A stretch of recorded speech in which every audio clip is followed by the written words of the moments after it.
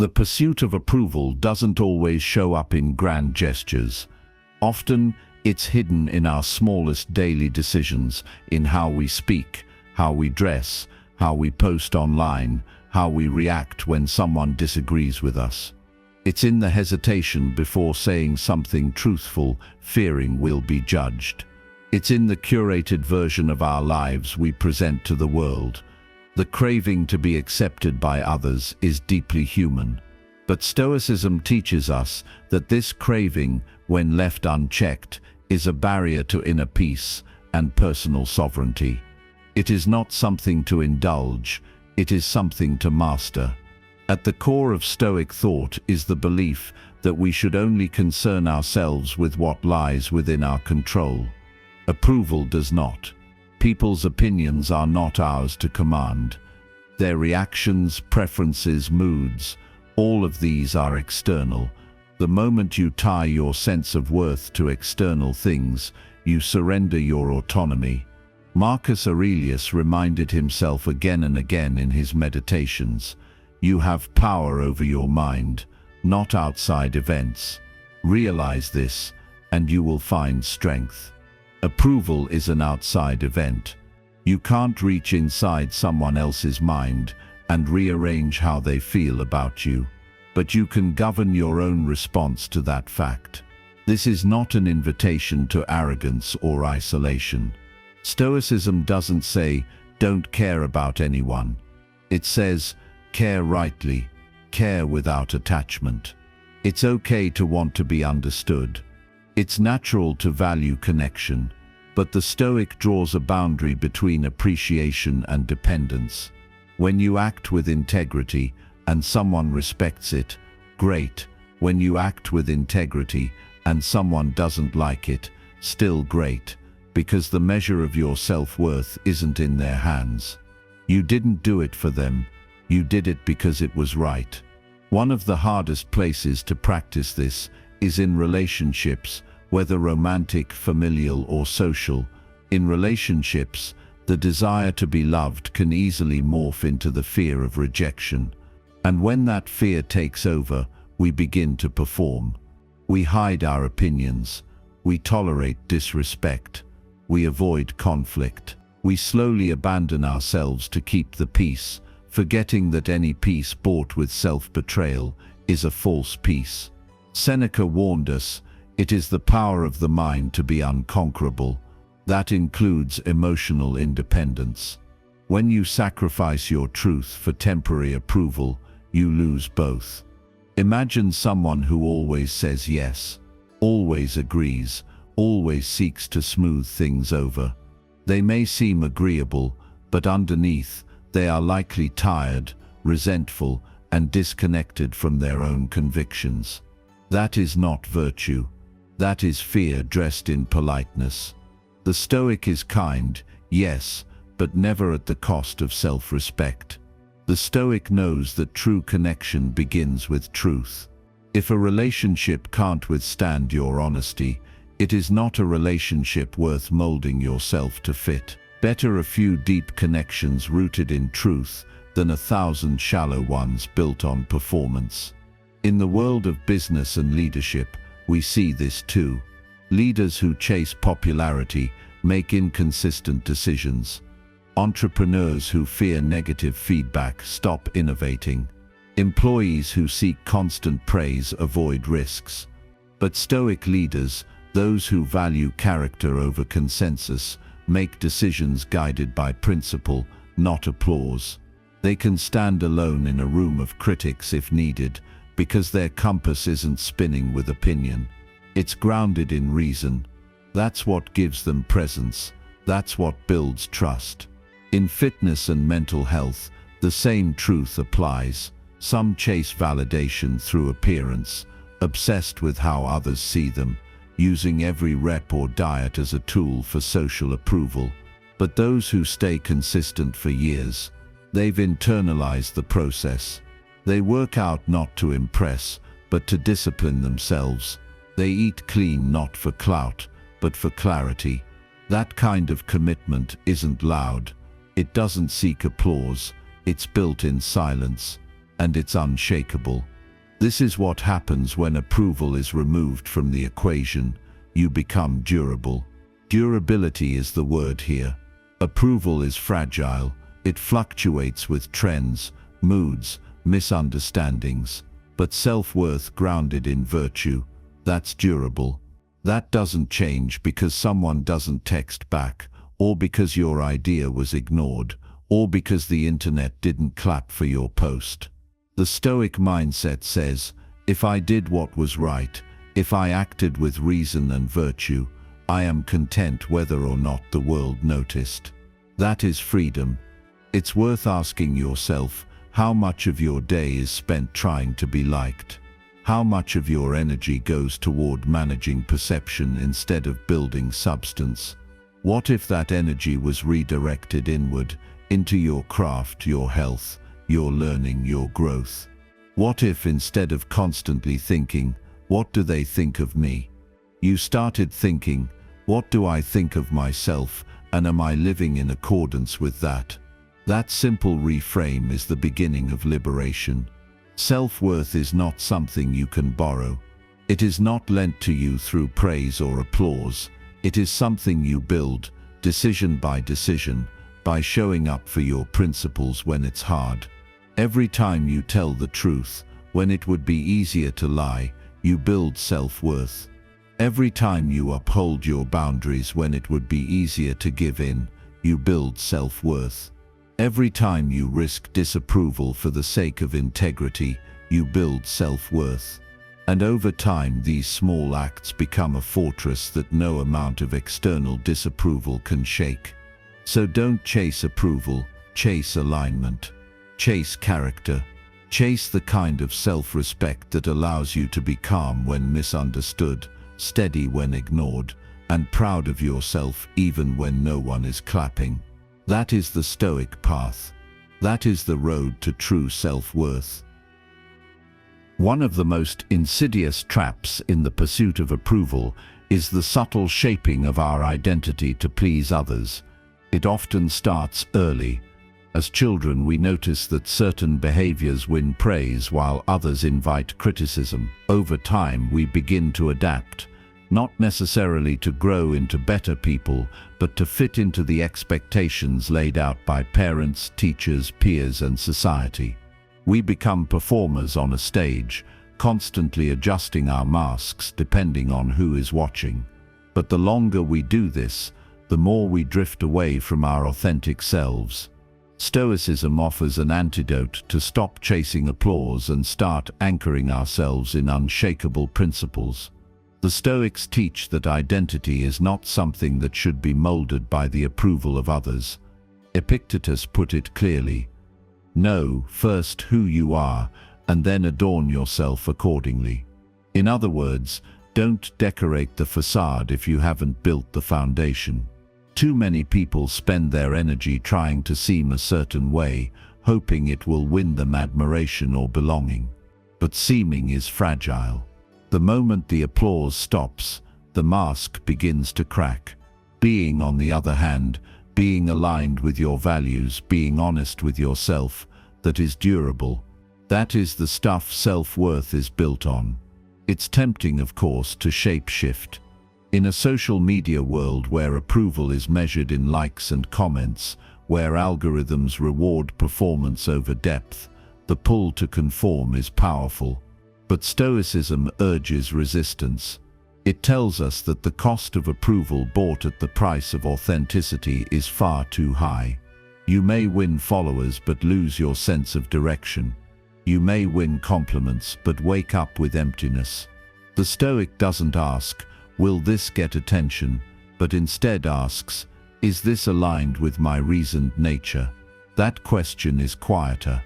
It won't trend, but it leads to inner peace. Consider Marcus Aurelius again. Here was a man with absolute power, ruling the greatest empire on earth. He could have shaped his image endlessly, manipulated perception, and demanded praise. Yet in his meditations written privately, he constantly reminded himself to strip away pretense. He warned against vanity, against doing things for show. He even said, Ambition means tying your well-being to what other people say or do. Sanity means tying it to your own actions. That's the core shift. Sanity over ambition, being over seeming, inner clarity over external validation. Let's bring this into real life. Imagine you're at work and there's a chance to speak up with an idea you truly believe in, but it's unconventional. It might be met with silence or even disapproval. The old instinct says, stay quiet, don't risk being judged. But the Stoic impulse says, speak the truth, not because it's popular, but because it's right. This isn't recklessness, it's courage. It's choosing to act in accordance with principle rather than popularity. It's choosing to grow a spine instead of a mask. When we stop contorting ourselves for approval, we begin to access a deeper version of confidence, not the kind that comes from applause which fades, but the kind that comes from knowing you are living honestly. Seneca said, "What you think of yourself is much more important than what others think of you." This idea is more than motivational, it's a blueprint for sanity. Imagine how much anxiety, overthinking and insecurity could dissolve if you stopped trying to engineer your identity through other people's eyes. What if you just lived? This doesn't mean you reject all feedback or isolate yourself in self-righteousness. On the contrary, the Stoic seeks to learn from others, but the Stoic does not need approval to function. Feedback becomes a tool for growth, not a lifeline for self-worth. Approval becomes a bonus, not a requirement. You are no longer a leaf in the wind blown by opinions. You are rooted, not unkind, not unchanging, but anchored. There's a kind of mental exhaustion that comes from always asking, do they like me? Am I good enough? Did I impress them? Stoicism offers rest from that cycle. When you begin to act from your principles rather than perform for attention, your mind quiets. The chatter fades. You make decisions more clearly. You show up more honestly. And ironically, people often respect you more, not because you tried to be liked, but because you dared to be real. This is the paradox at the heart of self-worth. When you stop needing others to approve of you, you begin to carry yourself in a way that often earns deeper respect. Not the superficial kind, but the kind that comes from being centered. And even if that respect never comes, you'll be fine, because you weren't living for it in the first place. Think of your energy like currency. Every time you chase approval, you're spending your energy on a transaction that rarely pays off. But every time you choose authenticity, you're investing in a foundation that only gets stronger. The Stoics knew this. That's why they trained themselves to return to their values, their reason and their inner compass again and again, no matter who was watching, no matter what was said. So today, try this. Notice the moments when you feel yourself editing who you are for approval. Pause. Ask, what do I actually think? What do I actually value here? Then act from that place. It will be scary at first. It may even feel like loss. But with time, you'll realize you haven't lost anything real. You've only lost the illusion that you needed their applause to be worthy. You never did. In our search for identity, we often turn outward. We look for cues in the way people react to us, in the feedback they offer, in the attention or lack thereof that we receive. This external orientation becomes the lens through which we measure our worth. But Stoicism asks us to consider a different path. What if you stopped using others as a mirror? What if, instead of asking, do they approve of me, you asked, do I approve of how I live? This shift is subtle but transformative. It relocates the center of your worth from the unpredictable outer world to the steady ground of your own values and choices. This lesson has deep roots in the writings of Marcus Aurelius.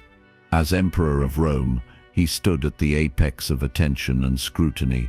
Yet in his private reflections, recorded in the Meditations, he constantly reminded himself to remain unaffected by praise or criticism. He wrote, "Do not waste what remains of your life in speculating about your neighbors. Be not diverted by their words, their thoughts, or their actions." Marcus was not encouraging apathy. He was practicing sovereignty over his mind. He knew that to live well, he had to stay grounded in his own principles, not be swayed by the changing tides of public opinion. To live by this principle today means recognizing the voices that shape your decisions. Are you posting that photo to express yourself or to receive validation? Are you choosing that career because it aligns with your values or because it earns applause? The Stoic constantly returns to this self-inquiry, not to shame themselves, but to align more fully with truth. It's easy to be pulled into the performance. It's harder to live from the core, but that's where peace lives.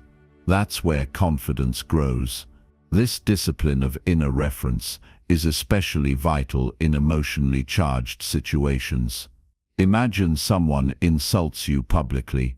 The urge to defend yourself, to fight back, to restore your image, it can be overwhelming.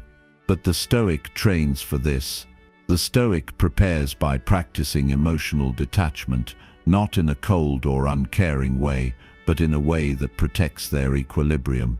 Epictetus teaches, if you are ever tempted to look for outside approval, realize that you have compromised your integrity. If you need a witness, be your own. This isn't isolation, it's inner mastery. Let's bring this into a relatable modern context. You're working on a creative project. Maybe you're writing, building, training, or starting a business. In the beginning, few people notice. Your work goes unrecognized. The likes, the comments, the views, they're minimal. In those moments, many people give up. Not because their work wasn't good, but because they didn't receive the validation they expected. The Stoic response is different. The Stoic says, do the work because it's right. Do it because it's yours to do. Let others see or not see. It makes no difference to your purpose. That mindset builds endurance. It turns you into someone who creates from conviction, not attention. This level of detachment does not make you arrogant. In fact, it humbles you. You no longer see yourself as above or below others. You recognize that praise and blame are fleeting and therefore cannot be reliable sources of identity. Seneca wrote, "It is not the man who has too little, but the man who craves more, that is poor." Craving approval is a kind of poverty, a spiritual hunger that can never be satisfied. But the man who acts from principle, who measures himself by his own internal standard, finds a kind of wealth that cannot be taken. Even in relationships, this principle holds. True connection is not built on seeking constant approval, it is built on authenticity. When you feel safe enough to express who you are without fear of judgment, you are living with integrity. When you can accept others without needing them to validate you, you are practicing Stoic love, one that is grounded not in need, but in shared presence and values. This kind of relationship requires that you first validate yourself. Only then can your love for others be unconditional. This is not a passive stance. It takes effort to turn your attention inward. It takes effort to detach from the dopamine hits of attention, but that effort pays off in self-respect.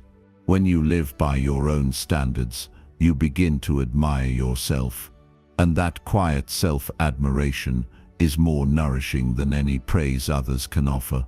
You wake up with peace, you go to bed with dignity, and in between, you act not to impress but to live rightly.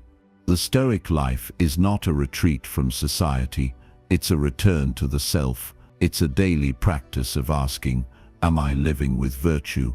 Am I aligned with reason, justice, courage, and temperance? If so, then nothing else is required. The applause of others is irrelevant. The silence of others is irrelevant. Only your own conscience matters, and that is incredibly freeing. Because when you stop living for others' approval, you begin to live truly. So here is your challenge for today. Notice where you are seeking validation. Bring awareness to it, and then ask, what would I do if no one noticed? Do that thing, say that truth, follow that path, not because it's popular, but because it's yours. And in doing so, you'll discover the rarest kind of approval, the kind that comes from within. The pursuit of approval often leads to an endless loop of dissatisfaction. You receive a compliment, and for a brief moment, you feel lifted. But that feeling fades. Soon you seek the next compliment, the next nod, the next sign that you are enough. Stoicism recognizes this pattern as a trap, a cycle of dependence on external validation. The danger is that your identity starts to hinge on the unpredictable opinions of others. One negative word can tear you down. One moment of silence can trigger self-doubt.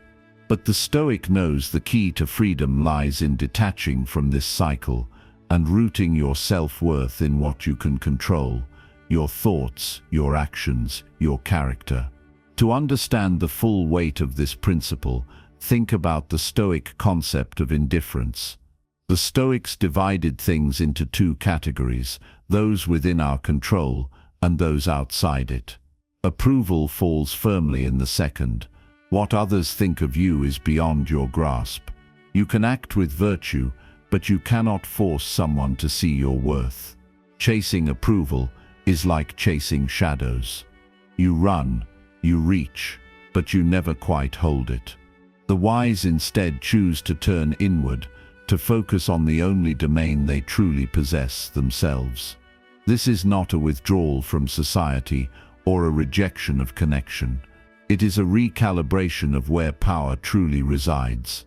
Epictetus once said, "If you want to improve, be content to be thought foolish and stupid." That might sound harsh, but it's profoundly liberating. Think of how many times we limit our expression, creativity, or truth because we fear looking foolish. We don't speak up in meetings. We don't share our ideas. We mold ourselves to fit in. But in doing so, we suppress our unique voice and trade authenticity for acceptance. Epictetus calls us out of that fear. He reminds us that growth requires risk, and that risk includes disapproval. Being misunderstood is not a failure. It's often a sign you're living authentically. This mindset is especially useful in today's digital age. We curate ourselves online, carefully selecting photos, words, and experiences designed to present a polished image. But if your self-worth is tied to likes and comments, then your identity is on a fragile foundation. The Stoic asks, would you still value yourself if no one noticed? Would your life still be meaningful if no one applauded it? These are the questions that forge real self-worth. Because when your value comes from living with integrity, the silence of others can no longer shake you. Let's apply this to a personal challenge. Let's say you've started a new habit, like going to the gym. You're putting in the work. You're showing up, but no one comments. No one notices the effort. The old version of you might feel discouraged, might wonder, what's the point if no one sees it? But the Stoic in you knows that the point is not applause. The point is excellence. You are building discipline, one rep at a time. You are practicing courage, one early morning at a time. And that quiet consistency, rooted in self-respect, is more valuable than any fleeting compliment. Seneca also weighs in on the subject. He wrote, "It is not the man who has too little, but the man who craves more. That is poor." This applies to material wealth, yes, but also to the hunger for approval. Craving more praise, more recognition, more acceptance. It leaves you feeling empty, even when it arrives. But the man or woman who is content in themselves, who knows they are enough without needing constant reminders, is truly rich. That richness cannot be stolen. It doesn't fade. It grows deeper with time, with reflection, with practice. Another key principle the Stoics teach is autarkia, or self-sufficiency. This doesn't mean being an island cut off from others. It means knowing that your peace does not depend on anyone else's behavior or opinion. If someone loves you, great. If someone disrespects you, you remain unmoved. This isn't cold detachment. It's emotional maturity. It's the ability to say, I will not let your opinion shape my truth. And this is power, because when you no longer need permission to be yourself, you become unstoppable. Picture a scenario where someone criticizes you unfairly. Maybe they question your intentions, your worth, your direction in life. The immediate impulse might be to defend, to explain, to seek validation. But the Stoic pauses. The Stoic considers, is this person a guardian of truth, or just a reflection of their own projections? If you know your values, if you've acted with integrity, then their words carry no weight. They pass through you like wind through trees. This isn't arrogance, it's clarity. It's the clarity of knowing that your self-worth was never up for debate. The more you internalize this, the more peace you create in your life. You stop performing. You stop reacting. You start being. You move through the world with a quiet confidence, not the kind that boasts or demands attention, but the kind that comes from alignment. And this confidence is magnetic. People sense it. They're drawn to it. Because in a world obsessed with appearances, authenticity is rare. When you stand firm in who you are, without needing to be liked, you give others permission to do the same. But don't expect it to be easy. This is a lifelong discipline.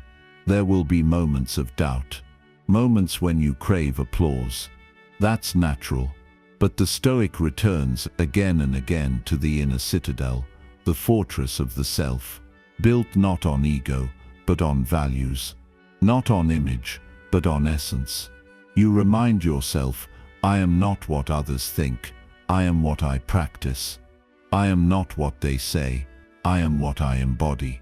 And that is enough. So here is the challenge. In your next conversation, in your next post, in your next decision, ask yourself, am I doing this for approval, or am I doing this from truth? And choose the latter. Choose truth. Choose virtue. Choose the path that may not be loud but is deeply fulfilling. Because when your self-worth is unshakable, you become a beacon, not of perfection but of peace. And that kind of presence, it changes everything. There comes a point in the Stoic journey where one must confront the deep need to be seen, not in the surface-level sense of getting attention, but in the more subtle yearning to be acknowledged, affirmed, and understood by others. This desire is human. It's woven into us. We want to feel significant in the eyes of others, to feel like our presence matters. But here's the Stoic challenge. How do you navigate this natural impulse without becoming its slave? How do you honor your humanity without sacrificing your sovereignty? The answer, once again, lies in cultivating inner worth that is independent of the external gaze. Stoicism doesn't deny the human craving for connection or approval. It just refuses to let it control the direction of our lives. The approval of others is like a breeze, nice when it comes, but never dependable. If your worth is built on that breeze, you will be constantly off balance. One harsh comment and you crumble, one silent room and you lose your voice. The Stoic builds their worth like a mountain, solid, unmoved by winds.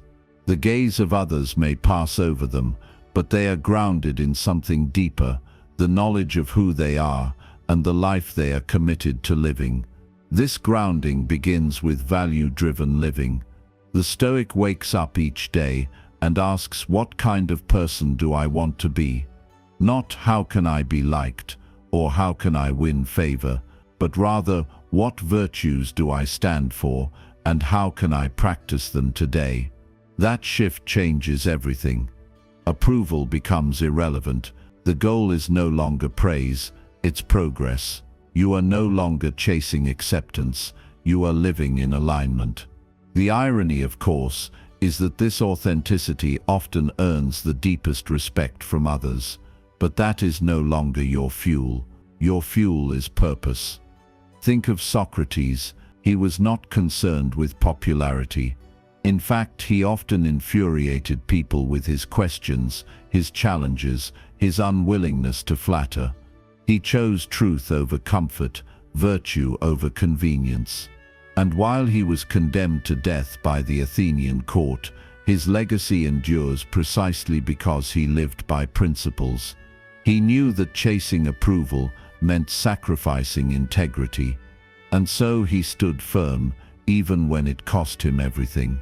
That's the ultimate demonstration of self-worth, remaining true when the entire world demands that you conform. Now bring this to a modern context. Imagine a workplace where gossip and politics run rampant. You have a choice. You can blend in, talk behind backs, and chase approval by being in with the group. Or you can take the Stoic path. You can rise above, speak honestly, refuse to participate in destructive talk. You may not be liked, but you will respect yourself. And over time, that internal respect becomes your compass. You'll walk into the office knowing that you are whole, regardless of who's whispering or watching. This level of self-worth also protects you in moments of rejection. Rejection is inevitable. A person turns you down, a job slips through your fingers, a friend walks away. These moments sting, but the Stoic does not interpret them as evidence of deficiency. Instead, they interpret them as redirection. Marcus Aurelius wrote, "If it is not right, do not do it. If it is not true, do not say it." That's the code. And if someone rejects you for living by that code, it's their loss, not yours. You stay the course. Seneca offers another gem. What progress have I made? I have begun to be a friend to myself. Think about that. In a world obsessed with followers, likes and applause, Seneca reminds us to build an inner friendship, to speak to ourselves kindly, to back ourselves when no one else does.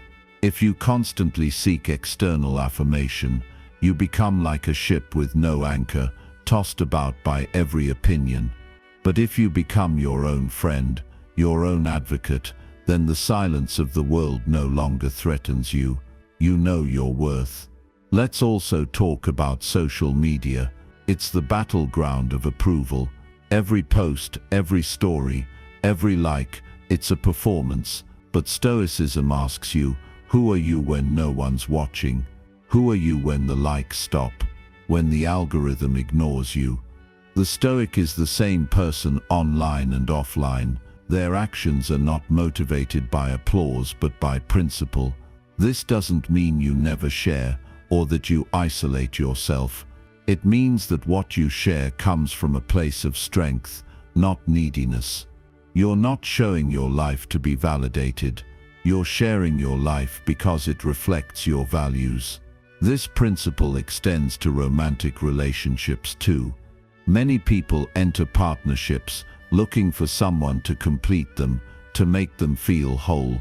But Stoicism says, wholeness must come first. A relationship is not a cure for insecurity. It is an opportunity to practice virtue, kindness, patience, love. But those virtues must already live within you. You bring your fullness into the relationship, not your emptiness. That way you're not clinging. You're not bending to be liked. You're simply offering what you already are.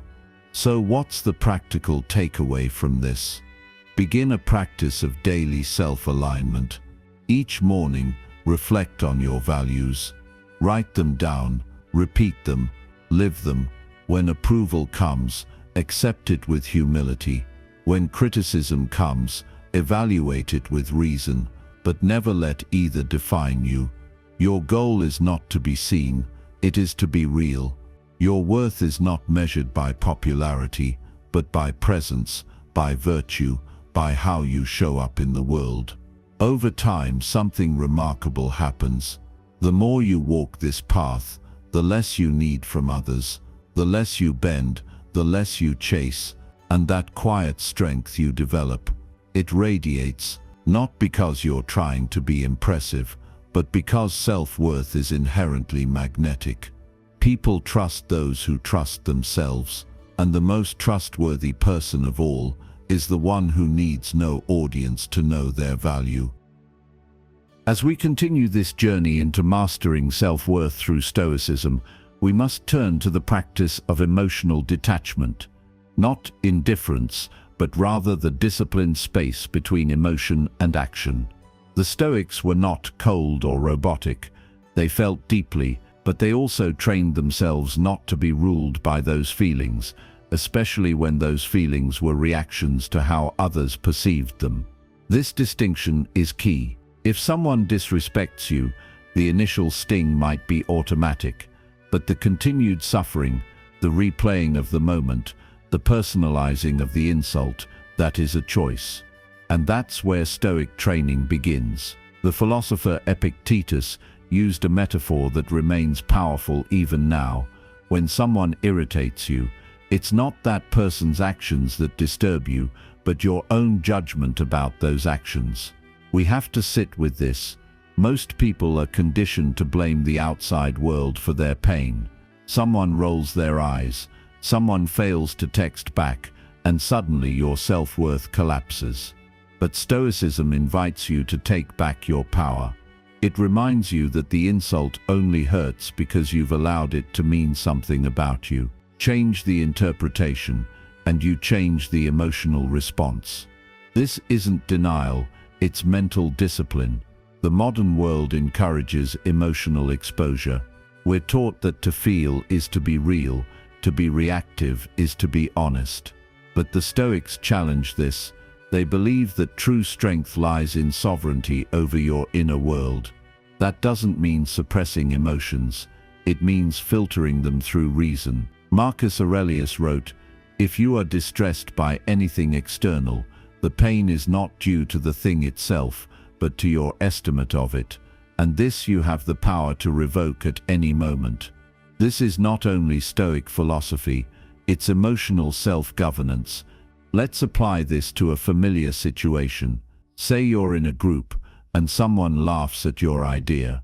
Instantly, your brain might say, "They think I'm stupid." Shame floods in. You get defensive or retreat. But now imagine the Stoic response. You pause. You ask, is their laughter a reflection of me, or of their own ignorance or insecurity? You might even think, they misunderstood me, and that's okay. By creating that distance, you've just saved your self-worth. You didn't let their reaction define your value. You protected your mind. This practice is especially important in close relationships. It's easy to tie our identity to how we're treated by partners, friends, or family. When they approve of us, we feel good. When they withdraw, we collapse. This is not love, it's dependence. Stoicism teaches love with freedom. It teaches us to show up fully, to care deeply, but without attaching our identity to how others receive us. Seneca reminds us that we are never upset by things, but by our assumptions about them. If your partner is distant, that does not mean you are unlovable. It might mean they're tired, distracted, or struggling.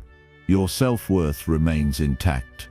Emotional detachment also allows us to be more present. When you're no longer obsessed with how you're perceived, you begin to actually listen. You engage without an agenda. You're not performing, you're participating. And this creates a powerful shift in relationships. People sense when you're grounded. They trust you more. Ironically, the less you chase approval, the more authentic connection you cultivate. Why? Because people are drawn to those who don't need them for validation. That calm energy. It's magnetic. Now consider how this applies in work or creative endeavors. A Stoic artist, writer, or entrepreneur does not create to impress. They create to express virtue, to fulfill a duty, to contribute something meaningful. When feedback comes, they don't collapse. They assess. If it's useful, they adapt. If it's noise, they ignore. Their sense of self is not hooked on praise or criticism. This allows for sustained effort, long-term growth, and most importantly, peace. They are free from the highs and lows of external validation. This freedom doesn't come overnight. It's built like a muscle. You start by noticing when your mood is tied to others' opinions. You ask, am I handing over my peace right now? Then you bring your focus inward. You remind yourself of your principles. You return to the only approval that matters, your own alignment with your values. Over time, this rewires your mind. You'll find that you no longer seek permission to feel good about yourself. You'll simply act in accordance with your nature and let others react however they will. Another technique the Stoics used was visualization. They would mentally rehearse setbacks, social friction, rejection, not to become pessimistic, but to become prepared. Marcus Aurelius began his mornings by reminding himself, "Today I shall meet people who are meddling, ungrateful, arrogant, dishonest, jealous, and surly." But then he adds, "They are like this because they cannot tell good from evil." This perspective doesn't harden you, it softens your reactivity. You stop expecting the world to be easy, and so you stop being destabilized when it's not. This leads us to another core concept, amor fati, the love of fate. The Stoic doesn't just accept the external world, they embrace it. They don't resist what is, they align with it. And in doing so, they find power. When someone disrespects them, they use it as a moment to strengthen patience. When overlooked, they use it to deepen humility. Every event becomes fuel. Every rejection becomes refinement. They no longer run from discomfort, they work with it. That's emotional detachment at its highest form, not apathy, but transmutation. So in this section, the Stoic path becomes clear. To master self-worth, you must master your emotional reactivity. You must see every insult, every dismissal, every moment of being misunderstood, not as evidence of your lack, but as opportunities to reclaim your mind. You must practice pausing, interpreting, choosing, again and again, until the world no longer jerks your self-worth around like a puppet on strings. Until you become still, strong, undisturbed, a person of reason, a person of depth, a person who needs no applause because they already walk with inner dignity. One of the most liberating Stoic truths is that we are in control of how we interpret the world, even if we are not in control of what the world throws at us. And that insight is central to breaking the cycle of chasing approval. Most people are prisoners, not of their circumstances, but of their interpretations. They've handed over their peace to the whims of strangers, giving every compliment the power to uplift, and every criticism the power to destroy. But the Stoics understood something deeper, that the meaning we assign to events is what causes suffering, not the events themselves. This idea stems most clearly from Epictetus. In his Enchiridion he says, "It is not things themselves that disturb us, but our opinions about them." Take that in. It means someone's rejection doesn't hurt because it's rejection, it hurts because you interpret it as proof of unworthiness. A disapproving look doesn't harm you unless you believe it reveals something wrong with you. But what if it doesn't? What if their look is just a look? What if their rejection is about them, not you? Once you see this, approval begins to lose its grip. The Stoics trained themselves to create this space between stimulus and response. Something happens, you get ignored, overlooked, criticized, and instead of reacting, you pause. You examine the event, question your interpretation, and choose a response in line with your values. That's how you reclaim your freedom, because the moment you internalize someone else's opinion as truth, you've surrendered your mind. You're no longer living by reason, but by emotional reactivity. Stoicism teaches the opposite, to live by logos, the rational principle, not by the chaos of ego. Let's explore a modern example. Imagine posting a photo online and getting fewer likes than expected. Suddenly self-doubt creeps in. Did I look bad? Do people not like me anymore? The Stoic would see this spiral for what it is, a story, not a fact. They'd pause and say, likes are external, my value is internal. They would detach their identity from performance metrics and reground themselves in their actions, intentions, and self-respect.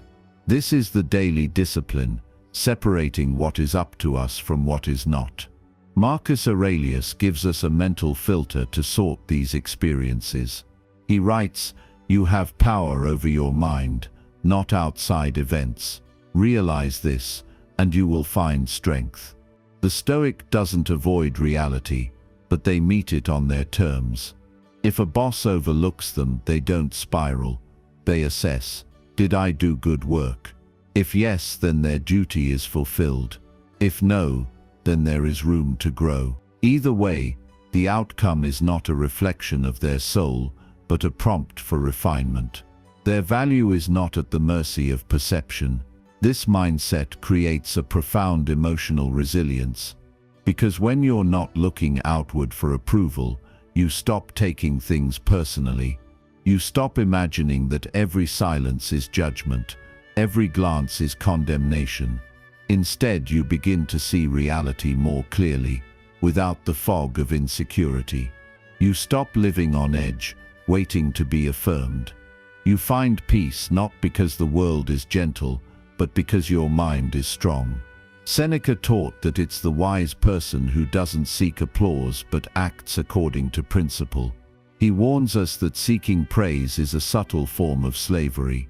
You become dependent on an audience. You tailor your choices to what will get cheers, not what is right. And the danger is that audience changes. What's praised today is mocked tomorrow. So if your worth is attached to others' preferences, you'll live in constant anxiety, forever chasing moving goalposts. Instead, the Stoic cultivates a steady mind, like a fortress. They don't become arrogant, they just become rooted. Their worth is not inflated by praise, nor deflated by rejection. They move with integrity. They speak when it matters, not when it pleases. They rest when needed, not when approved. Their compass is internal, and because of that, they can live with clarity while others are lost in comparison. This detachment also empowers authenticity. When you no longer need to be approved of, you can finally be yourself. You can speak the truth you believe in. You can pursue the path that aligns with your values, even if it's unconventional. The Stoics were rebels in this way, not loud rebels, but quiet ones. They didn't chase fame, they didn't perform for the crowd. They lived close to their conscience, and that made them unshakable. Another benefit of this mindset is focus. Chasing approval is exhausting. It fragments your attention. You're constantly monitoring how you appear, how you're perceived, how others react. But when you free yourself from that burden, all that energy is returned to you. You can pour it into your craft, your relationships, your growth. You can build a life that's meaningful, not performative. This is how self-worth becomes power, not just emotional, but creative. So how do we strengthen this way of thinking? Through daily practice. Journaling helps. Meditation helps. Pausing helps. Every time you catch yourself spiraling because of someone's opinion, stop. Breathe. Ask, is this mine to control? If it's not, let it go. Then remind yourself of your values. Speak them, write them, live them, make them stronger than the noise. Slowly this becomes second nature. You'll start to feel the shift, not in a dramatic moment, but in hundreds of small ones. Someone disapproves, and you no longer flinch. Someone ignores you, and you stay centered. That's Stoicism in action. To wrap up this section, remember, approval is a mirage. It moves as you move, chase it, and you'll never rest. But self-worth, that's a mountain. You can climb it, build it, stand on it. And once you're there, you won't need applause. You'll have something deeper, peace, clarity, and the quiet confidence of knowing who you are, even when the world forgets. To build genuine self-worth, the Stoics urge us to turn inward and cultivate character, not reputation. Reputation is how others see you. Character is who you are when no one's watching. The problem is, modern society reverses the importance. We are bombarded with metrics, likes, comments, promotions, awards, that constantly signal our value through others' perceptions. But Stoicism flips that. Epictetus warns us, if you want to improve, be content to be thought foolish and stupid. That isn't permission to be careless. It's liberation from the need to look good, because looking good and being good are rarely the same thing. Seneca writes about this beautifully in his letters. He says that true greatness doesn't need an audience. A person of virtue, someone grounded in reason and clarity, doesn't require applause to confirm that they're on the right path. That's because they've taken the time to ask hard questions. Am I acting in line with my values? Am I doing the right thing, regardless of whether anyone sees it? This kind of inner dialogue builds a foundation that doesn't shake with criticism or inflate with praise. Let's take this to a real-world example. Imagine you're at the gym working on yourself, pushing your limits. You notice someone watching. Suddenly you correct your posture a little too dramatically, lift a bit heavier than you normally would, or flex longer in the mirror. In that moment your focus has shifted, not from progress but to performance. The Stoic would notice this and correct course. I am here for my own growth. They'd remind themselves, not for show. Mastery of self comes from detachment from performance. In the business world, this shows up too. You might hesitate to start your own thing, to take a risk or speak an unpopular truth in a meeting, not because it's wrong, but because you fear what others will think. A Stoic leader doesn't operate like that. They understand that real leadership means doing what's right, even when it's misunderstood. They know that leadership rooted in approval is fragile, but leadership grounded in principles is unshakable. The key here is autonomy. The more you need others' praise to feel okay, the less autonomy you have. You're ruled by shifting winds. This person's opinion, that person's validation. Stoicism breaks that cycle. It reminds you that your sense of worth must be self-governed. You are not a reflection of applause. You are a product of your values, decisions and responses. And once you internalize that, you move with a calm confidence that no external judgment can take away. This doesn't mean ignoring feedback. Stoicism isn't about arrogance. It's about discernment. The wise person listens to feedback but doesn't live for it. They weigh it. They extract what's useful and discard the rest. Marcus Aurelius said, "If someone is able to show me that what I think or do is not right, I will happily change. For I seek the truth, which never harmed anyone. But truth-seeking isn't the same as approval-seeking. Truth is internal. Approval is external. This is especially important in relationships, romantic, familial, or social. When our self-worth is tied to others' affection or attention, we become fragile.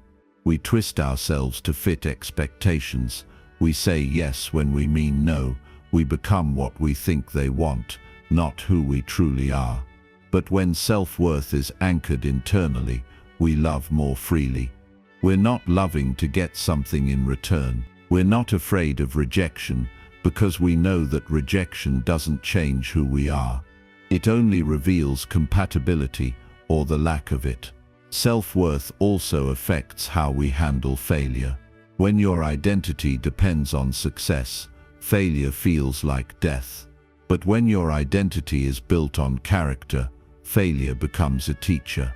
A Stoic knows that they can fail at a task and still be whole, because their worth isn't hanging on the outcome. It's measured by the effort, the intention, the clarity of mind. That mindset creates resilience, because setbacks no longer define you. They refine you. And when you do experience success, Stoicism teaches moderation. Seneca writes, "Success is not to be measured by fortune but by virtue." In other words, it's not about the promotion, the recognition, or the number in your bank account. It's about how you got there. Did you keep your integrity? Did you stay humble, focused, and disciplined? That's what counts. That's what lasts. Because when the spotlight fades, all you have is your relationship with yourself. There's also the matter of time. How much time do we lose chasing approval? How many moments are sacrificed trying to impress people who aren't even paying attention? The Stoics urge us to value time the way a miser values gold. Every second you spend posturing, pretending, or pleasing is a second you could have spent creating, growing, or resting. Seneca says, "While we wait for life, life passes." Approval chasing is one of the greatest thieves of time. So how do we train ourselves out of this habit? Start with awareness. Notice when your behavior shifts because someone is watching. Catch yourself when you feel the need to be seen, liked, or validated. Then pause and ask, would I still do this if no one was watching? If the answer is yes, do it. If not, consider letting it go. That single question can be a compass, guiding you back to authenticity. Another practice is journaling. Write down moments when you compromised yourself for approval. Reflect on how it felt. Then write down a moment when you stood your ground, even if no one cheered. Feel the difference. One drains you, the other empowers you. Stoicism isn't a passive philosophy. It's a daily practice of choosing self-respect over social rewards. To close this section, remember this: your worth is not a currency others get to spend. It's a source of quiet power that lives within you. Don't let anyone, through praise or criticism, take you off course.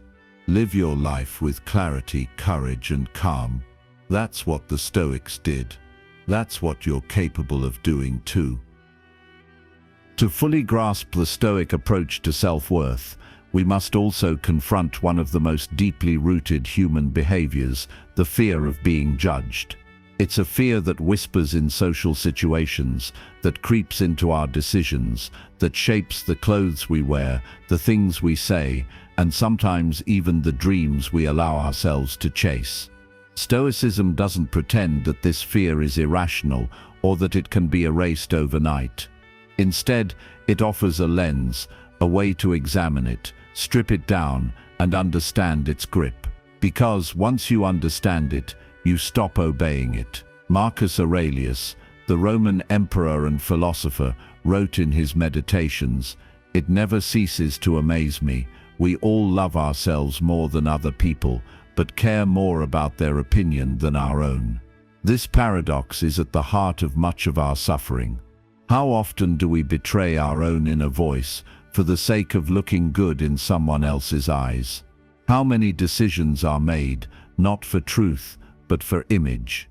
Stoicism calls us to flip this equation, to value our internal compass over the external scoreboard. It's not about becoming indifferent to others.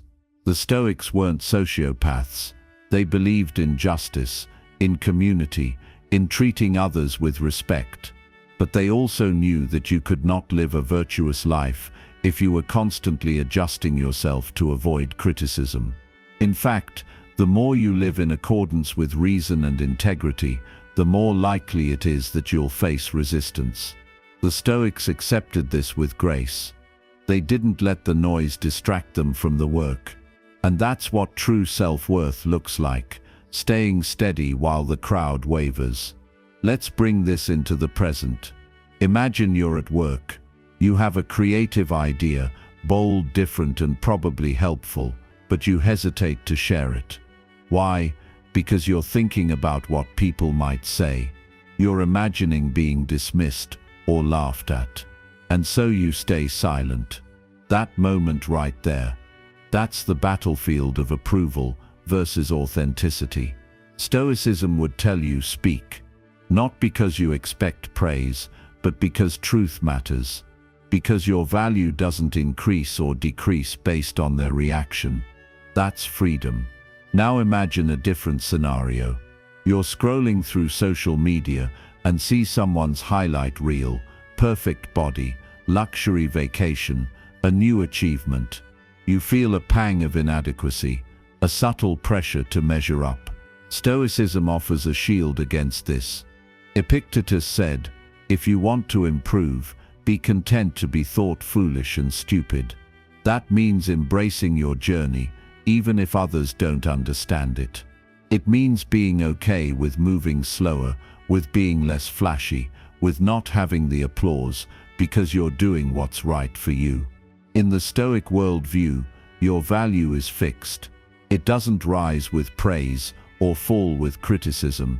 It's anchored in your character, in how you think, how you act, and how you respond to what life throws at you. This is what the Stoics called eudaimonia, a flourishing life. Not a life without pain or difficulty, but a life where your soul is in harmony with itself. And that harmony can't exist if you're constantly outsourcing your worth to others. Seneca once observed that many people go through life in a state of slavery, not to chains but to opinion. What folly, he wrote, to be guided by the look on another's face. Think about that. How often do we check facial expressions, social cues, or subtle tones before deciding how to feel about ourselves? Stoicism dismantles that behavior. It teaches us to look inward first, to examine our actions, our thoughts, and our intentions. If those are clean, then no external reaction can pollute our peace. This mindset builds resilience, not just emotionally, but existentially. Because once you stop chasing approval, you also stop fearing rejection. You become less reactive and more reflective. You become harder to manipulate. This is vital in every part of life. Whether you're leading a business, raising a family, or simply trying to grow as a person. The more secure you are in your values, the less you'll depend on the applause of the crowd to feel whole. Let's go deeper. Consider someone struggling with imposter syndrome. They've earned a seat at the table, but they doubt themselves constantly. They fear being found out. What would a Stoic say? They would say, "You are here. That's enough. Do your duty. Speak your truth. Don't embellish your worth, and don't diminish it either. Let your actions speak. Let your virtue be your resume. And if others judge, let them. You answer to your own conscience, not their assumptions." In practice, this can be as simple as keeping a daily journal. Many Stoics did this.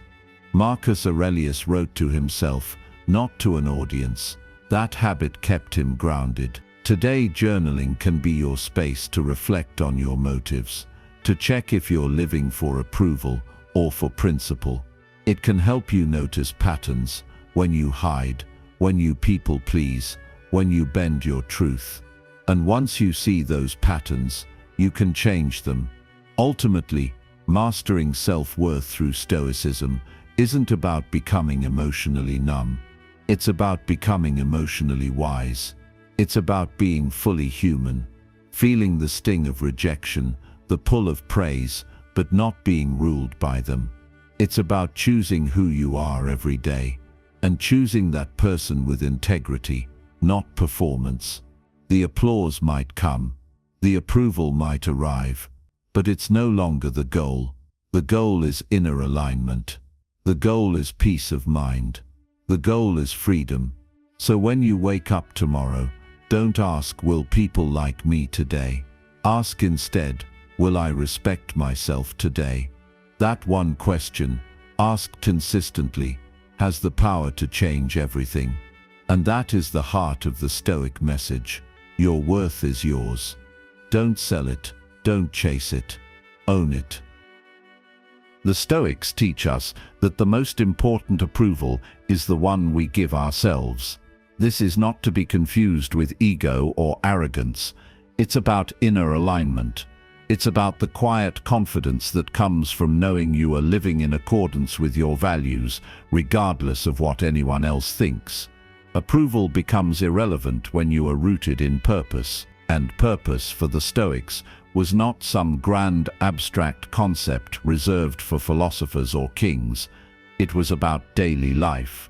It was about how you speak, how you act, how you carry yourself, even in the most ordinary of moments. Let's take Epictetus again. He was born a slave. He had no status, no wealth, and no platform. Yet today, centuries later, his words are studied across the globe. Why? Because he spoke truth, forged in suffering. He once said, "Seek not the good in external things, seek it in yourselves."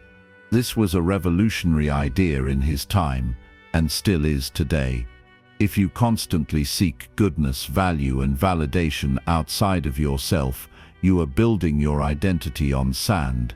When the tide shifts, you crumble.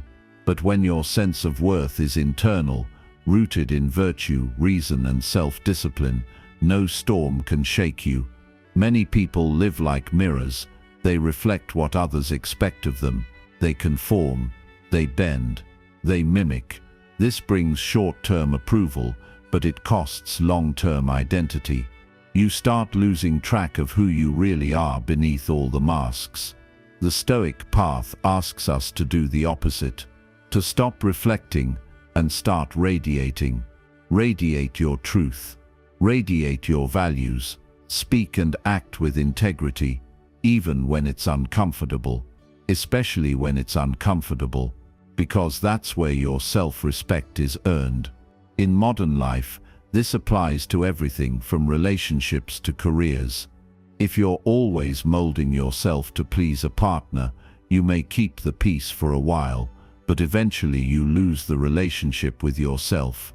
If you're in a job that drains your spirit but pays well, and you stay only because people admire the title, you're feeding your ego while starving your soul. Stoicism asks, is it worth it? Is it worth sacrificing your peace for applause? Is it worth abandoning your values for validation? These are the hard questions, but they're the ones that lead to liberation. Social media is perhaps the most visible arena for the approval trap. You post something and wait for likes. A few dopamine hits and you feel valuable. A lack of response and you feel invisible. But this emotional roller coaster is a trap. The Stoic perspective breaks it down clearly. Marcus Aurelius reminded himself, ambition means tying your well-being to what other people say or do. Sanity means tying it to your own actions. That's the game changer. If your joy and stability are tied to your own effort and intention, you reclaim your peace. If they are tied to public reaction, you become a prisoner to the crowd. Consider someone who decides to step back from digital noise. They uninstall social apps, stop comparing, and start journaling. At first, the silence is jarring. They feel disconnected, but then something new emerges, a deeper connection to themselves. They notice their thoughts more clearly. They regain focus. They realize how often they were adjusting their behavior to fit an invisible audience. And with that realization, they begin to act differently, more grounded, more intentional. This is Stoicism in practice, removing the noise to hear your inner voice again. Self-worth also manifests in how we handle rejection. Rejection hurts when we depend on it to feel whole. But when you're anchored in inner values, rejection becomes information, not a crisis. Seneca wrote, "It is not the man who has too little, but the man who craves more. That is poor." That craving for more praise, more status, more applause, leads to suffering. The Stoic answer is not apathy, it's perspective. You can want recognition, but you don't need it. You can desire success, but you don't depend on it for identity. That's real power. We often confuse humility with weakness, but Stoic humility is the foundation of strength. It's the ability to say, "I don't know," or "I was wrong," without feeling diminished. It's the understanding that your worth doesn't rise and fall with every success or failure. It's constant because it's built on principles. It's built on a life of effort, of trying to do the right thing, even when no one's watching. That's how you build dignity, not through applause, but through action. Take the gym again as a metaphor. No one claps when you eat clean, when you sleep early, when you show up consistently. There are no fireworks for daily discipline, but that's where transformation happens. You lift the weights of effort, of discomfort, of delayed gratification, and over time you become strong, not just physically, but mentally. You're training your willpower, your focus, your ability to suffer for something greater than approval. That's Stoicism in motion. Not flashy, not performative, just honest and unbreakable. Another modern example is in conversations and boundaries. Imagine someone constantly agreeing with others to avoid conflict. Over time they feel resentful, unseen and exhausted. Stoicism would encourage them to speak their truth, not aggressively, but firmly, to draw a boundary and accept that not everyone will like it, that not everyone needs to. You do not owe anyone comfort at the cost of your integrity. As Epictetus said, you are not responsible for other people's opinions. Your only responsibility is to yourself, to live honorably, rationally, and with virtue. As you internalize these teachings, you begin to shift. You stop seeking applause and start seeking alignment. You stop chasing validation and start building values. And slowly, your self-worth becomes stable, not perfect, not invincible, but rooted. You wake up each day with clarity. I will act well. I will think clearly. I will not give others control over how I see myself. And that clarity begins to reshape your entire life. You walk into rooms differently. You speak with calm. You make decisions not to impress but to express your values. And even when doubt creeps in, as it does for all of us, you remember the Stoic path is not about being emotionless. It's about being grounded. It's about feeling fear, rejection, or loneliness, and continuing anyway, because your worth is not up for negotiation. So the next time you feel the urge to please, to prove, or to perform, pause.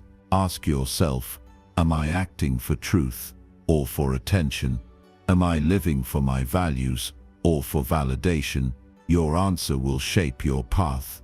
Choose wisely, and remember, the Stoics didn't promise comfort, they promised clarity. They didn't chase approval, they lived with purpose. So can you. In a world obsessed with likes, validation, and external recognition, it's easy to lose sight of our own intrinsic worth. Every scroll through social media, every glance at someone else's life, every unreturned message, these moments can chip away at how we see ourselves if we allow them to. But what if the key to unshakable self-worth wasn't in being liked, accepted, or celebrated by others, but in mastering the relationship you have with yourself? This is the essence of Stoicism, a philosophy not built on trends, but on timeless truths. Stoic thinkers like Marcus Aurelius, Epictetus, and Seneca understood something essential: your worth is not dictated by others. It's built inward, through reason, virtue, and self-mastery. Let's begin by understanding the trap of approval. We are social beings by nature, evolved to live in groups, tribes, and communities. Approval helped ensure survival in the past. But in our modern society, this instinct has been hijacked.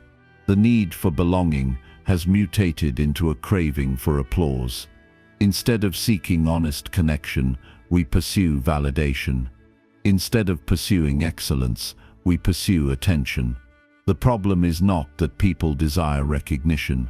The problem is when our value becomes tethered to it. When our emotional states rise and fall based on the opinions of others, we relinquish control of our lives. The Stoics believed this was a dangerous way to live, enslaved to others' approval, like a ship tossed in every direction by the wind. Epictetus put it bluntly: if you want to improve, be content to be thought foolish and stupid. He knew that progress often makes others uncomfortable, and if you're always looking over your shoulder to see who's watching, you'll never take the steps that matter most. Stoicism teaches that what other people think is outside our control.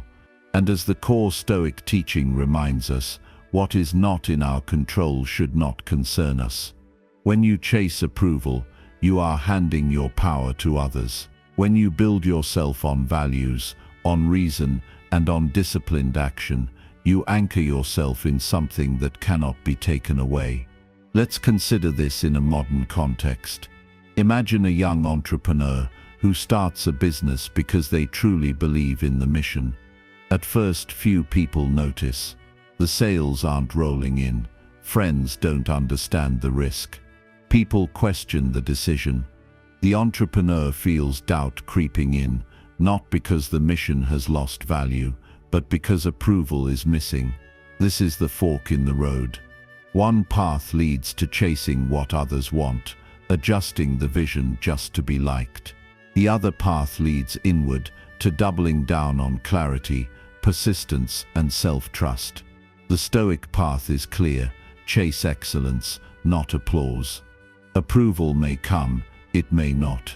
But your worth, that's yours to define. Marcus Aurelius, perhaps the most powerful man in the world during his reign as Roman emperor, wrote to himself in Meditations that it never ceases to amaze me. We all love ourselves more than other people, but care more about their opinion than our own. He saw the contradiction. We claim to value ourselves, but we often ignore our inner compass. We know when something doesn't align with our values, yet we say yes to please others. We know when silence is strength, yet we speak just to fit in. Marcus reminded himself constantly to turn inward and act with integrity, regardless of the crowd's reaction.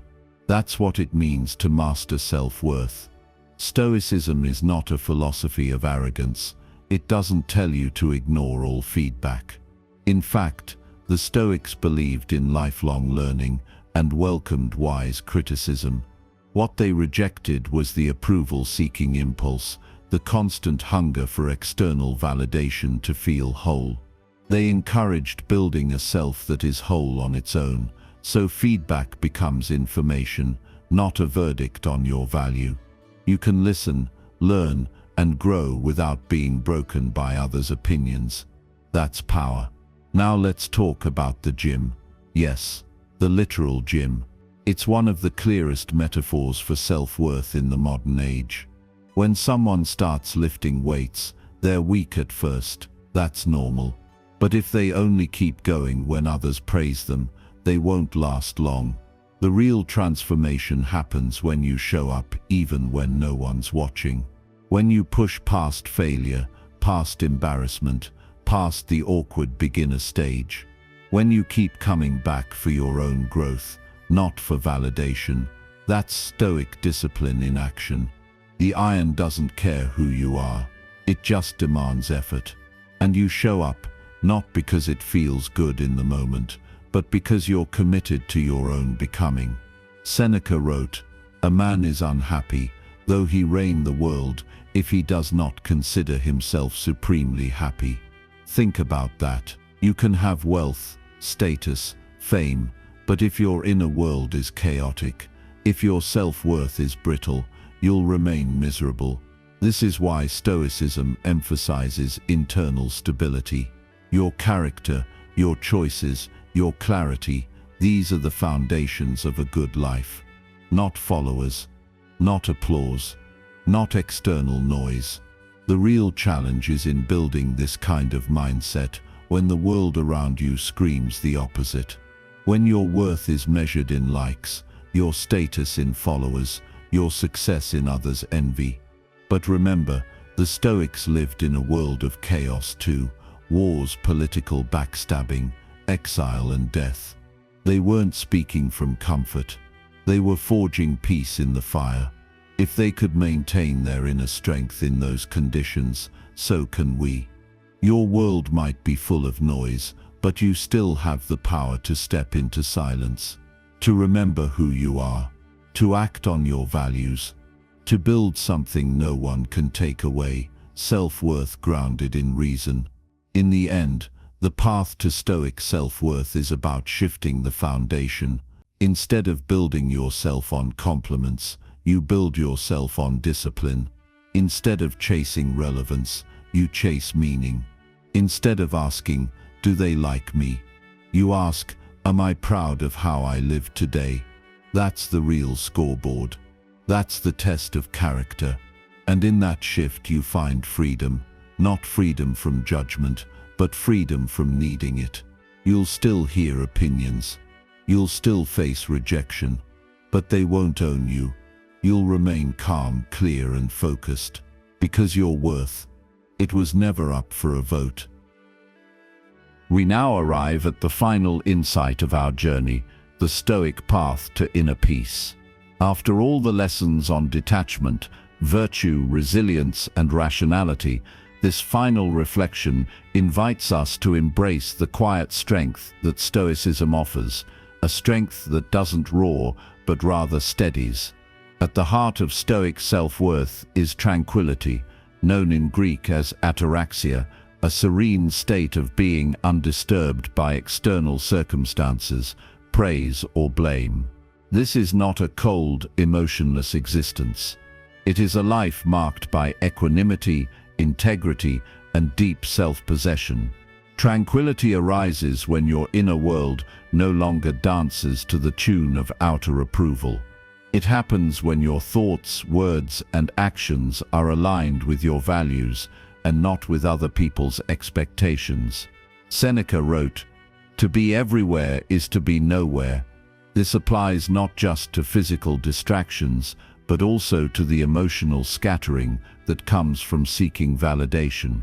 When you are constantly projecting yourself into the minds of others, wondering what they think of you, you lose contact with your own center. Stoicism brings you back home. Think of self-worth not as something to be accumulated like wealth or fame, but as something to be uncovered, like the sculptor revealing the statue within the stone. The Stoics believed that every person has within them the logos, the divine rational principle, the spark of the universe. You don't need to become someone else to be worthy. You simply need to clear away the distractions, the distortions, and the false beliefs that cover your true nature. Self-worth isn't earned through performance. It is realized through awareness. This awareness is cultivated daily. Marcus Aurelius would write in his journal every morning and every night, reminding himself to stay grounded in what mattered. He didn't write for an audience. He wasn't trying to brand himself as a Stoic. He wrote to stay sane, to stay present, to stay aligned. His meditations are not sermons, they are self-reminders. And that's exactly what we need today, not more applause but more presence. Not more strategies to gain followers, but more courage to follow truth. When you build your life on Stoic principles, you don't stop caring, you just care more wisely. You stop caring about impressing and start caring about improving. You stop obsessing over being liked and start focusing on being real. You begin to measure success by whether you lived with honesty, not whether you were celebrated. This shift is radical in a society addicted to attention. But once you taste the peace that comes from not needing approval, you'll wonder why you ever chased it. The modern world often equates confidence with loudness, bold declarations, public wins, assertive branding. But the Stoic kind of confidence is quiet. It doesn't need to prove itself.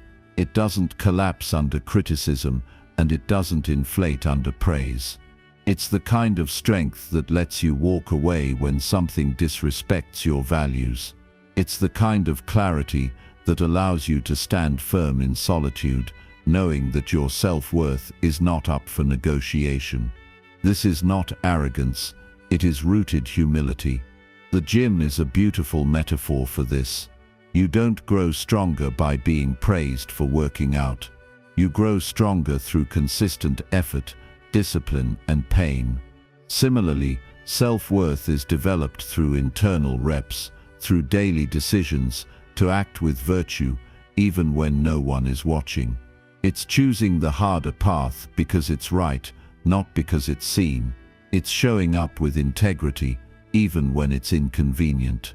Each of these moments becomes a rep for your character, and your reward is inner power. In business, this looks like choosing long-term value over short-term hype.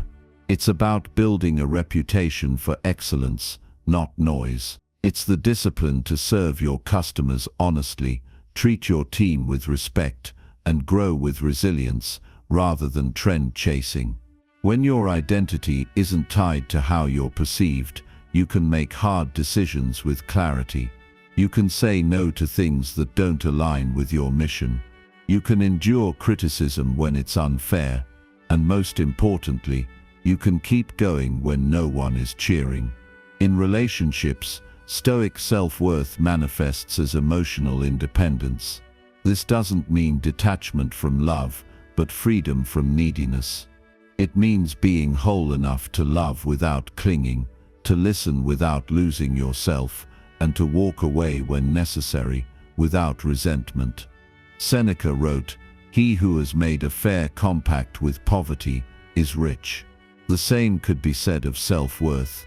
If you are at peace with yourself, no approval is needed. If you no longer fear abandonment, you can love freely. If you are no longer trying to be liked, you can finally be known. The Stoic doesn't isolate, they connect deeply, but from a place of inner abundance. They don't chase validation, they create value. They don't perform, they live, and they do so with a calm that is rooted not in apathy, but in alignment. This is how you rewire your mind for self-worth, not by adding more accomplishments, but by stripping away the lies that told you you needed to be more. Let this be your parting mindset. You don't need to be followed to lead. You don't need to be applauded to be worthy. And you don't need to be understood to be at peace. Build a life so aligned with truth that even if you are ignored, misunderstood, or criticized, your core remains steady. That is the gift of Stoicism, to help you become unshakable, not through arrogance, but through clarity. To be strong, not because others praise you, but because you know yourself. When the noise dies down, when the spotlight fades, and when you're left with just your thoughts, what will matter most is whether you lived true to yourself, not whether they liked you, not whether they followed you, but whether you followed virtue. This is the final lesson. Don't chase approval, master self-worth, and live with the quiet strength of a Stoic. As we approach the final stretch of this Stoic journey, we now turn our focus to one of the most powerful tools the Stoics used to maintain self-worth: detachment from reputation. In today's world, reputation is everything. Careers rise and fall based on social media presence. People are praised or cancelled in waves. Opinions are shared at the speed of light, and image becomes a currency of its own. But the Stoics saw reputation as something external, uncontrollable, and therefore not a source of real worth. Their advice? Don't despise reputation, but don't live for it either. Epictetus was especially blunt on this point. He reminded his students, if you want to be free, don't wish for things to go the way you want. Wish for them to go the way they do. This applies to reputation too. You can act with integrity, speak with honesty, and still be misjudged. People may twist your words, misunderstand your actions, or hold biases that cloud their perception. If your self-worth depends on being seen a certain way, you will live in constant anxiety. But if your worth is anchored in your character, reputation becomes irrelevant noise. This isn't about becoming careless or rude. Stoicism never encouraged arrogance or antisocial behavior. Instead, it urged us to care more about who we are than how we are seen. Marcus Aurelius wrote, "It never ceases to amaze me, we all love ourselves more than other people, but care more about their opinion than our own." That contradiction lies at the heart of many modern struggles with confidence. We value our inner life less than the image reflected back to us by strangers. But the Stoic flips this equation, placing internal truth above external optics. Let's examine this in the context of social media.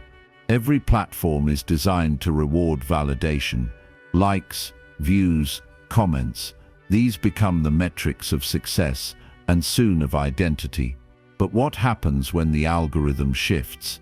When the views drop or the likes stop? If your self-worth was built on digital applause, you crash. Stoicism invites you to create without attachment, to share value because it's true to your principles, not to chase virality, but to pursue virtue. When feedback becomes a bonus, not a necessity, you regain creative freedom. Reputation detachment also helps us act with courage. How many times have you stayed silent to avoid judgment? How often do we water down our message, shrink our opinions, or avoid taking a stand because we fear what others might say? The Stoics believed that moral clarity was more important than social comfort. Seneca said, "What you think of yourself is much more important than what others think of you." This isn't self-centeredness, it's integrity. When your behavior aligns with your values, you can endure criticism without crumbling. This mindset is crucial in leadership. Whether you're running a business, managing a team, or guiding a community, decisions must be made based on what's right, not what's popular. Leaders who chase approval become followers in disguise. But leaders who follow principle calmly, rationally, and consistently gain the respect that approval chasers crave. In the long run, those who are grounded in character outlast those who chase the crowd.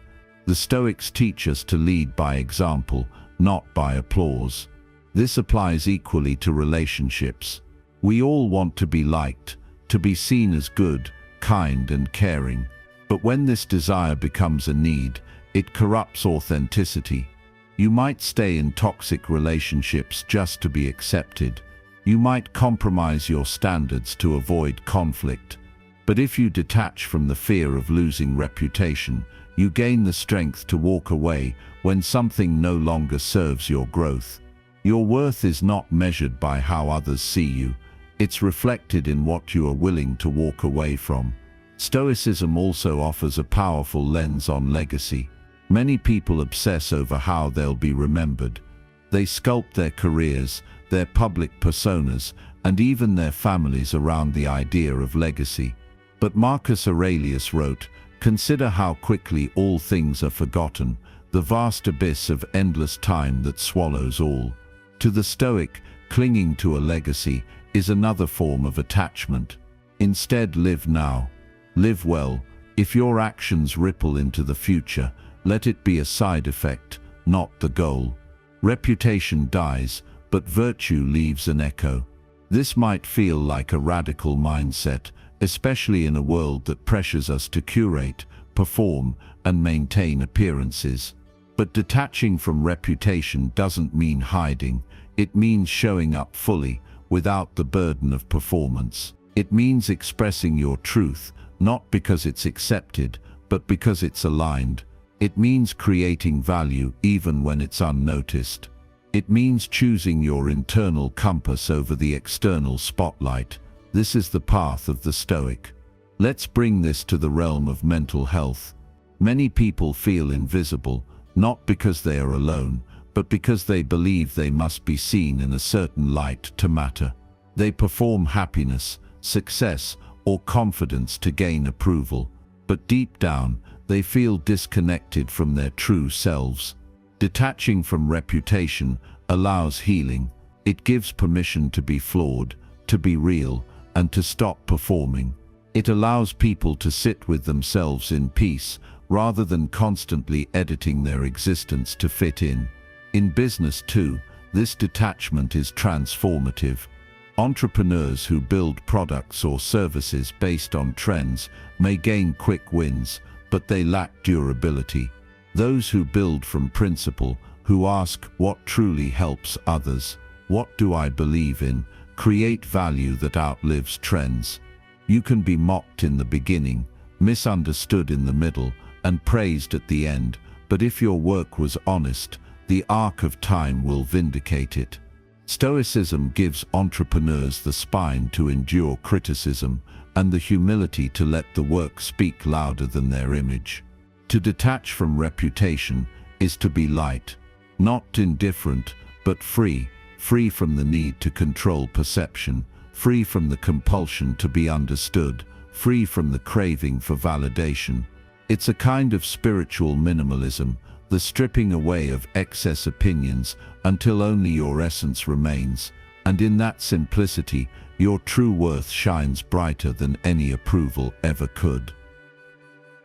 As we move deeper into mastering self-worth through Stoicism, we must now examine how to build inner authority.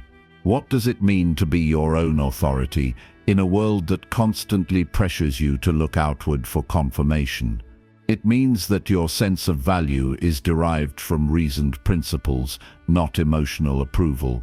The Stoics believed that the human being, through the use of reason, is capable of becoming his own teacher, judge, and guide.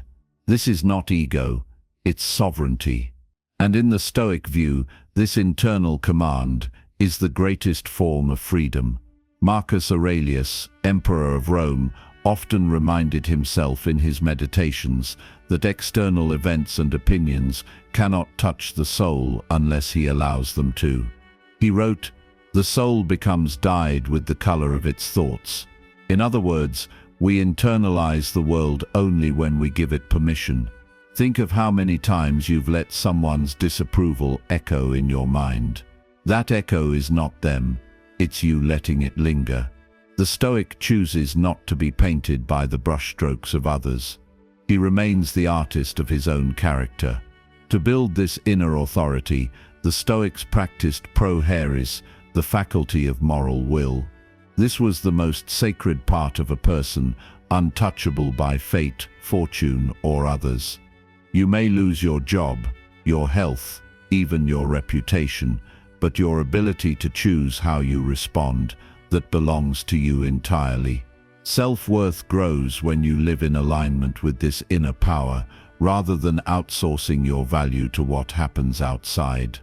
The Stoics saw this as the birthplace of dignity. To be unshaken by praise or insult is not indifference, it is true confidence. Let's make this more practical. Imagine you are pursuing a creative path. Perhaps you're building a brand, launching a product, or putting your thoughts into the world. Inevitably, some will praise your work while others dismiss it. The insecure mind swings like a pendulum between euphoria and anxiety, driven by feedback. But the Stoic mind remains stable. It sees feedback not as validation or condemnation, but as data. Does this align with my values? Is there something I can improve? If not, then I let it go. This posture isn't cold, it's resilient. In fitness, this shows up as consistency over aesthetics. You go to the gym not to be admired, but because it aligns with your identity as someone who values discipline, health, and growth. If others compliment your physique, that's fine, but it doesn't change your commitment. If no one notices, it doesn't matter. You were never training for them. You were training for your mind, your body, and your soul. This is inner authority in action, doing what is right for you, regardless of applause or attention. The same logic applies to relationships. If you derive your self-worth from being liked, from being seen as agreeable or accommodating, you will betray yourself to maintain peace. The Stoic, however, understands that true connection arises from honesty, not people-pleasing. Epictetus advised his students, if you want to improve, be content to be thought foolish and stupid. Why? Because growth often requires disappointing others. It means standing firm when others expect you to bend. Inner authority gives you the strength to honor truth over approval. This strength also guards against manipulation. People can only control you if you need something from them: praise, attention, love. When you reduce your dependency on external affirmation, you become immune to emotional leverage. The Stoics practiced premeditatio malorum, the contemplation of worst-case scenarios, not to breed fear, but to free themselves from it. If you imagine losing approval and realize you would still remain intact, you gain a tremendous psychological edge. No one can take from you what you no longer require. Now consider your workplace. Approval seeking in professional settings often leads to overextension, burnout, and resentment. We say yes to tasks we hate, stay silent when we disagree, or overwork ourselves just to be recognized. But what if you set boundaries rooted in your values? What if you pursued mastery, not to impress, but to improve? What if your performance was driven by excellence, not applause?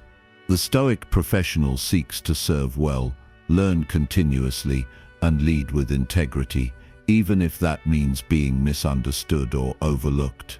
There's another tool the Stoics use to reinforce inner authority: daily reflection. At the end of each day, ask yourself not what others thought of you, but whether you lived according to your values. Were you courageous when it was easier to avoid conflict? Were you disciplined when it was tempting to delay?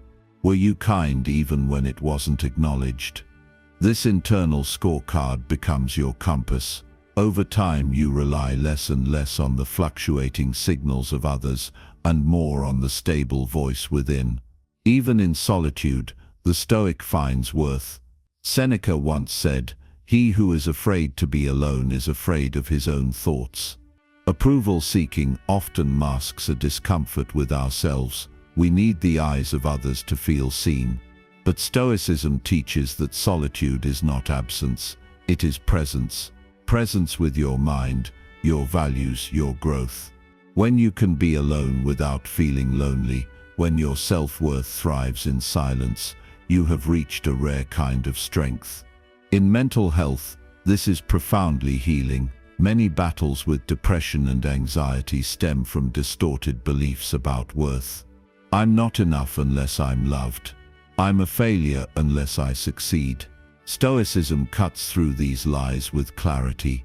You are not what you achieve. You are not who approves of you. You are what you consistently choose. This redirection doesn't erase pain, but it grounds identity in action rather than emotion, and that is liberating. Ultimately, inner authority means living in accordance with nature. Nature to the Stoics is rational, purposeful, and self-consistent. When you align your actions with reason and virtue, you are aligned with the natural order of things. You don't need permission to do what is right. You don't need a round of applause to walk your path. Your self-worth is not fragile. It is forged in the furnace of choice, reflection, and integrity. And in a world constantly telling you to look outward, the Stoic quietly, powerfully looks within. As we deepen our journey into Stoic self-worth, it's time to confront one of the most overlooked influences on our need for approval: comparison. We live in an age of metrics. Followers, likes, salaries, and achievements are visible, ranked, and constantly updated. This makes it dangerously easy to tether our value to the perceived success of others. But the Stoics were firm in their rejection of envy and comparison. To them, your journey was your own. Seneca warned that comparing yourself to others leads only to misery. Why? Because you're measuring a life you do not live against values that may not be your own. Instead, the Stoic cultivates self-worth by turning inward. You cannot judge the richness of your character by glancing sideways at someone else's highlight reel. Marcus Aurelius put it beautifully. It never ceases to amaze me. We all love ourselves more than other people, but care more about their opinion than our own. This contradiction lies at the heart of approval seeking. We claim to value our individuality, yet constantly use others as the mirror to define ourselves. Stoicism asks us to break this pattern, not by withdrawing from people, but by recentering ourselves on what we truly value.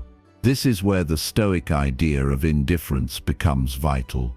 The Stoics divided life's elements into three categories: things within our control, things outside our control, and indifference, things that are neither good nor bad in themselves, but become meaningful based on how we use them. Wealth, health, reputation, and approval all fall into this third category. A good reputation is not inherently bad, but when we begin to equate reputation with worth, or see approval as a sign of our character, we drift into dangerous waters. The Stoic remains indifferent, not apathetic but unbound. Approval is nice, but never necessary. Now let's explore the role of excellence, what the Stoics called arete, as the foundation for self-worth. In a world where value is often assigned based on image, performance, or popularity, the Stoics grounded self-respect in virtus, the active pursuit of moral and intellectual excellence. Your worth is measured not by how you are perceived, but by how closely your actions align with virtue. Were you honest today? Were you just in your dealings? Did you show courage when fear whispered otherwise? These questions matter more to the Stoic than praise ever could. Let's take this into the gym, one of the most relatable arenas for modern self-mastery. In fitness, many chase aesthetics for validation. They train for compliments, not strength. But the Stoic lifter, yes, imagine a modern Marcus Aurelius deadlifting, trains for discipline, not display. They track progress not in how others react, but in how consistently they show up. Every rep is a meditation in effort. Every set is a practice of presence. When your pursuit of strength is tied to virtue, discipline, perseverance, honesty with self, then even if no one notices, you are building something unshakable. The same applies to business. When your career becomes a means of acquiring external approval through titles, income, or recognition, you become enslaved to results. But when your work becomes an expression of your values, you detach your worth from outcomes. The Stoic entrepreneur values integrity over applause. They serve their customers with care because it is right, not because it earns praise. They innovate not for recognition, but because progress itself is aligned with their purpose. Even if the market is blind to their efforts, their self-worth remains intact, rooted in the righteousness of their pursuit. And what of mental health? Approval seeking can corrode the mind, birthing anxiety and self-doubt. Stoicism offers a stabilizing force, what Epictetus called the discipline of assent. This is the practice of not immediately accepting every thought that enters your mind. Just because someone disapproves of you doesn't mean their judgment is valid. Just because you feel inadequate doesn't mean you are. You interrogate the thought. You examine the evidence. You apply reason. You create a pause between emotion and reaction. And in that pause, self-worth is preserved. Another essential element here is gratitude. The Stoics were fiercely grateful, not because everything went well, but because they chose to focus on what they had, rather than mourn what they lacked. This mindset is powerful in dismantling comparison. If you are truly grateful for your health, your friends, your small wins, you stop envying the milestones of others. Gratitude roots you in the present, while comparison drags you into fiction. You begin to see that your path, with all its imperfections, is not lesser. It is simply yours, and that alone makes it worthy. Now consider how you respond to compliments. Do you feel inflated by them? Do you chase more after receiving one? The Stoic accepts praise but does not become addicted to it. They thank the giver with humility, but do not alter their behavior to get more. Praise to the Stoic is like a cool breeze. It feels good, but it does not determine your direction. When your compass is internal, external approval no longer sways you. You continue to act with virtue, whether clapped for or criticized. Finally, we arrive at what might be the most important practice of all, keeping your own scorecard. The Stoic keeps track of their own progress by their own standards. At the end of each day, they do not ask, "Was I liked?" but rather, "Was I honest? Was I brave? Was I kind?" This inward accounting builds a sense of worth that no applause can inflate and no insult can puncture. It builds a foundation of self-respect so firm that rejection becomes irrelevant noise. To chase approval is to surrender your power. To master self-worth is to reclaim it. Through Stoicism, we build a self that does not need to be seen to be strong, that does not need applause to act well, and that does not crumble under the shifting winds of public opinion. This is not detachment from life, it is deeper engagement with it.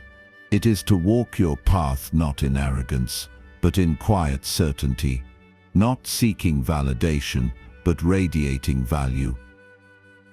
To further deepen our understanding of self-worth through Stoicism, we must examine the Stoic stance on solitude, not the loneliness that comes from isolation, but the powerful silence that allows us to return to ourselves. In a society that pushes us to stay constantly connected, constantly visible, and constantly affirmed, solitude can feel like a threat. But the Stoics saw it differently. They saw solitude as sacred. Seneca believed that we could not truly know ourselves unless we spent time away from the noise of the crowd. And when we do this, when we step back from the approval of others, we begin to hear a more important voice, our own. That inner voice, however, can only guide us if it has been trained. And Stoicism is a lifelong training in clarity, virtue, and presence. You don't build a strong sense of self overnight. It's developed the same way a body is trained, through repetition, challenge, and resilience. The Stoics often compared life to an athlete's training ground, where every difficulty is a chance to become stronger. Marcus Aurelius famously wrote that the obstacle on the path becomes the path. In the context of self-worth, this means that the moments where you feel unseen, rejected, or overlooked are not barriers to confidence. They are the gymnasium in which real self-respect is built. Let's think about rejection. Everyone faces it. Whether it's social, romantic, professional, or personal, rejection stings because it threatens our self-image. But the Stoics remind us that pain is not inherently bad, it is information. If someone doesn't like you, that's their judgment. If you fail to win approval, it may say more about their values than your worth. Epictetus once said, "If you want to improve, be content to be thought foolish and stupid." This is a radical idea that being misunderstood, mocked, or underestimated is actually a badge of progress, not a sign of failure. Why? Because it means you are no longer playing the game for their applause. You are building a life rooted in your own principles. We must also address the difference between ego and self-worth. The ego craves affirmation. It lives off compliments and suffers under criticism. It is fragile, always needing reinforcement. True self-worth, on the other hand, is quiet. It does not need to announce itself. It is content with its own integrity. The Stoic path is about dissolving the ego, not by self-loathing, but by alignment with nature, with virtue, and with reason. You no longer puff yourself up with fantasies, nor do you shrink with fear. You simply exist, grounded in what is real, and act according to your principles regardless of outcome. Take, for example, the modern workplace. It is one of the most competitive environments where validation is often mistaken for value. Titles, promotions, praise, they are dangled in front of us as symbols of self-worth. But the Stoic would ask, are you acting with justice, courage, wisdom, and temperance in your work? If so, then you have succeeded, regardless of whether you are acknowledged. The Stoic doesn't ignore recognition, but they don't depend on it. Their sense of accomplishment comes from acting in accordance with virtue, not from the spotlight others may or may not shine on them.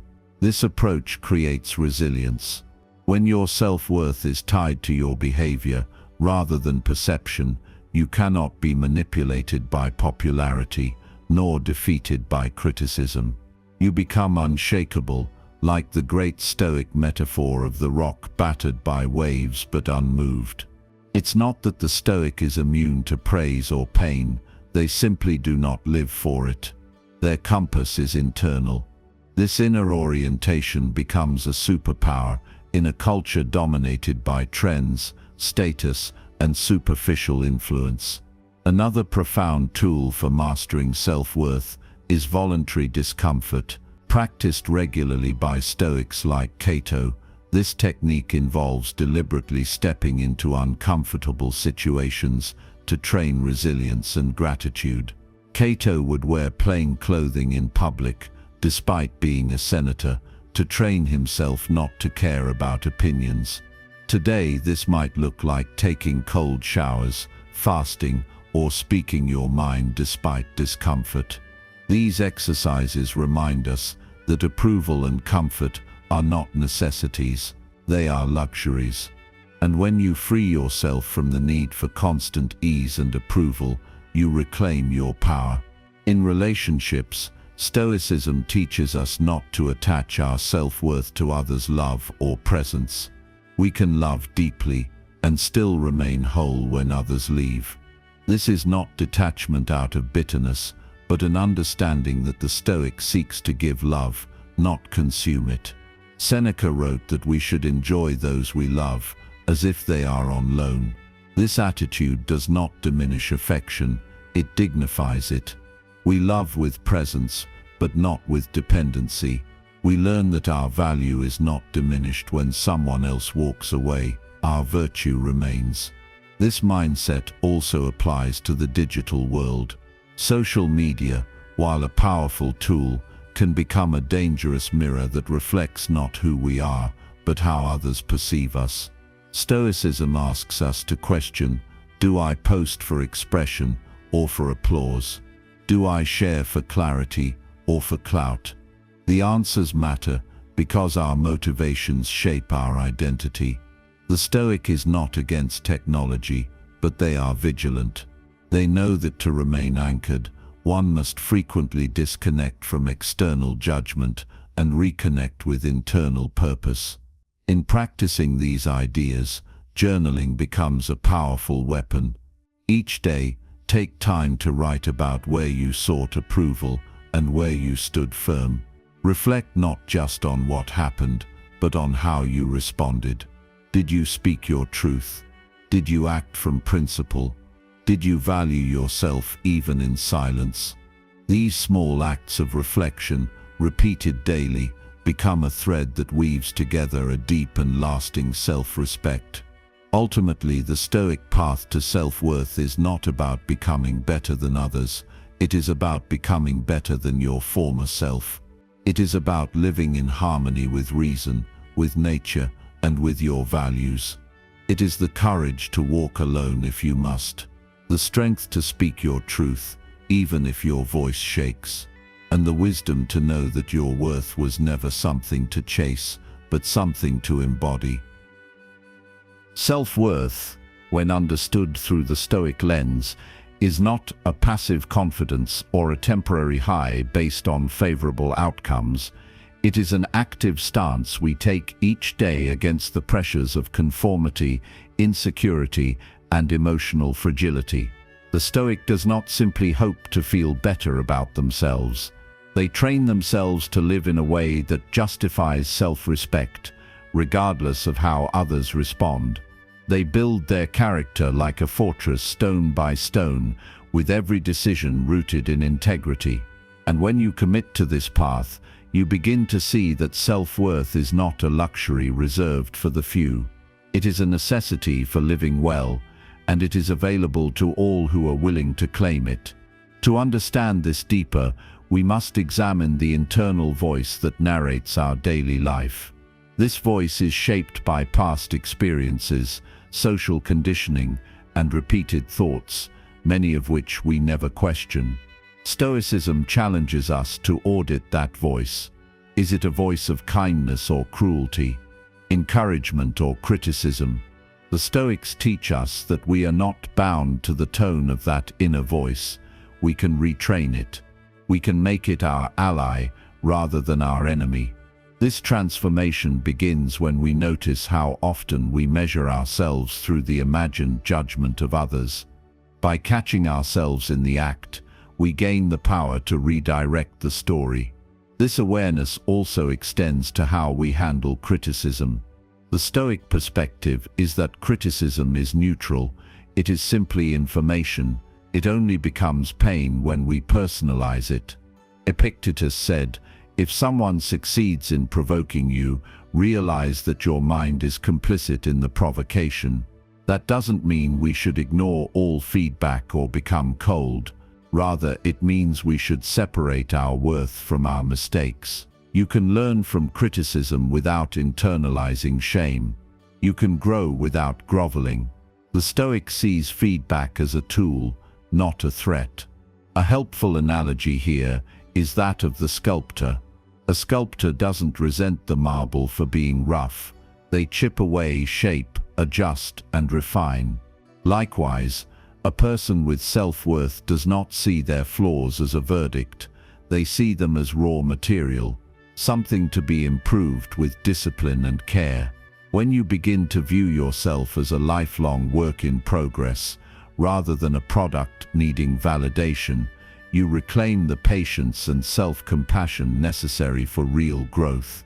In modern life, approval-seeking often disguises itself as productivity or ambition. The grind culture of business and career development can blur the lines between healthy drive and toxic self-comparison. Stoicism offers a detox. It reminds us that activity alone is not virtue. Seneca warned, "Being busy is often a form of laziness, laziness to think and plan." Are we working to serve our values, or are we working to be seen? Are we improving ourselves because it's right, or because we want applause? These questions cut through the noise and guide us back to authenticity. Another important Stoic concept that helps in mastering self-worth is the dichotomy of control. This principle is perhaps the most liberating idea for those trapped in the cycle of approval seeking. You cannot control what others think, feel, or say. You cannot control how your efforts will be received.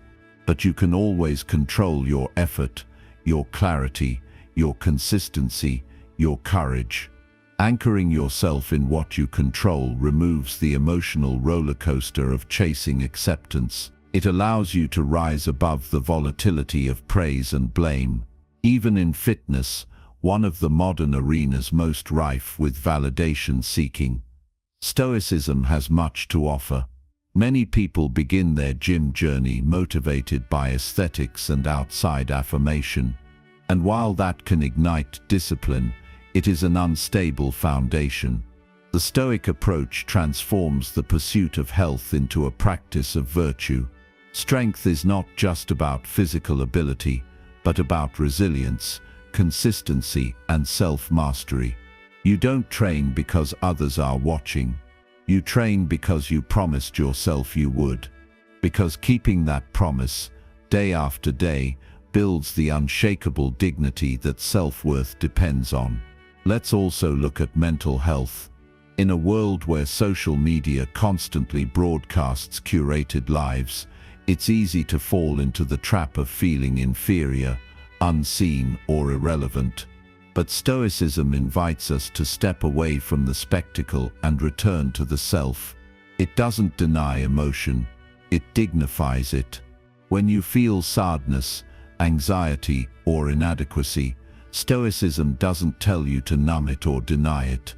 It tells you to sit with it, examine it, understand its cause, and respond with virtue.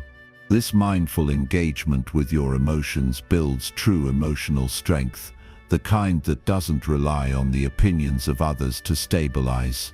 We must also highlight the Stoic understanding of community. The goal of rejecting approval seeking is not to become isolated or indifferent. It is to become grounded enough to love authentically. When you no longer seek to impress, you can finally connect. You can speak without performing. You can listen without needing agreement. You can serve without expecting applause. This kind of presence is powerful. It creates space for real relationships to grow. Marcus Aurelius reminds us, when you arise in the morning, think of what a privilege it is to be alive, to think, to enjoy, to love. When we release the burden of needing to be validated, we become free to offer ourselves to the world, not as a product, but as a presence. The final point of this lesson is reflection. Daily reflection is essential for building a resilient and self-sustained sense of worth. Every evening, ask yourself, did I act with integrity? Did I align with my values? Did I honor my principles regardless of how others responded? These are the questions that build character over time. They create a journal, not of achievements but of virtue. And that journal becomes the foundation upon which your self-worth rests, quiet, confident, and untouchable. To truly master self-worth through Stoicism, we must understand the inner mechanisms that cause us to seek validation in the first place. Approval seeking is not just a habit, it is a psychological pattern deeply rooted in fear. Fear of rejection, of exclusion, of insignificance. These fears, though often subconscious, shape the way we speak, act, dress, and even think. But the Stoics remind us that fear, especially fear of opinion, is a distortion of reality.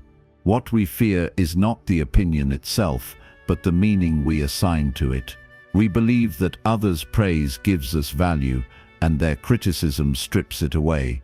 Stoicism disrupts this illusion by reminding us that value is inherent. No one can grant or revoke it. Epictetus teaches that it is not things themselves that disturb us, but our opinions about them. This principle applies directly to our relationships with others' views. It's not someone's disapproval that hurts us, it's our belief that their disapproval means we are lacking. But if we step back and examine this reaction, we begin to see how fragile and conditional our sense of self can become when it is built on others' reactions. We give away our peace far too cheaply. One glance, one comment, one moment of silence from someone else, and our internal world trembles. The Stoic path is about regaining that internal stability. Imagine walking into a room full of people and feeling no need to impress. Not because you're arrogant, but because you are content with who you are. You're not louder to be heard. You're not quieter to avoid judgment. You are simply present, grounded in your values. This is not apathy, it is inner strength. This kind of presence is cultivated, not inherited. It is built one decision at a time. It's choosing to act from principle rather than impulse. It's choosing to reflect rather than react. And over time, it becomes the unshakable core of who you are. Seneca speaks to this with powerful clarity. What progress have I made? I have begun to be a friend to myself. This simple yet profound statement captures the essence of Stoic self-worth. Approval seeking often arises because we do not fully accept ourselves. We chase external love to fill internal gaps. But what if you became your own ally? What if your inner dialogue shifted from judgment to encouragement? This isn't about blind praise or delusion. It's about acknowledging your effort, your growth, your integrity. Being a friend to yourself means giving yourself the dignity you so often wait for others to grant. Let's apply this to the realm of achievement. In both business and personal goals, many people measure success through recognition. The startup founder feels accomplished only when investors validate the pitch. The athlete believes their worth rises only with trophies. The student thinks they matter more when they top the class. But this mindset is deeply unstable, because in all of these cases, the feeling of worth is conditional, dependent on external feedback. The Stoic instead asks, did I show up with excellence? Was my intention honest? Did I act with courage and perseverance? These questions anchor worth in process, not applause. We must also talk about relationships. How often do we compromise our truth to avoid discomfort or disapproval in relationships?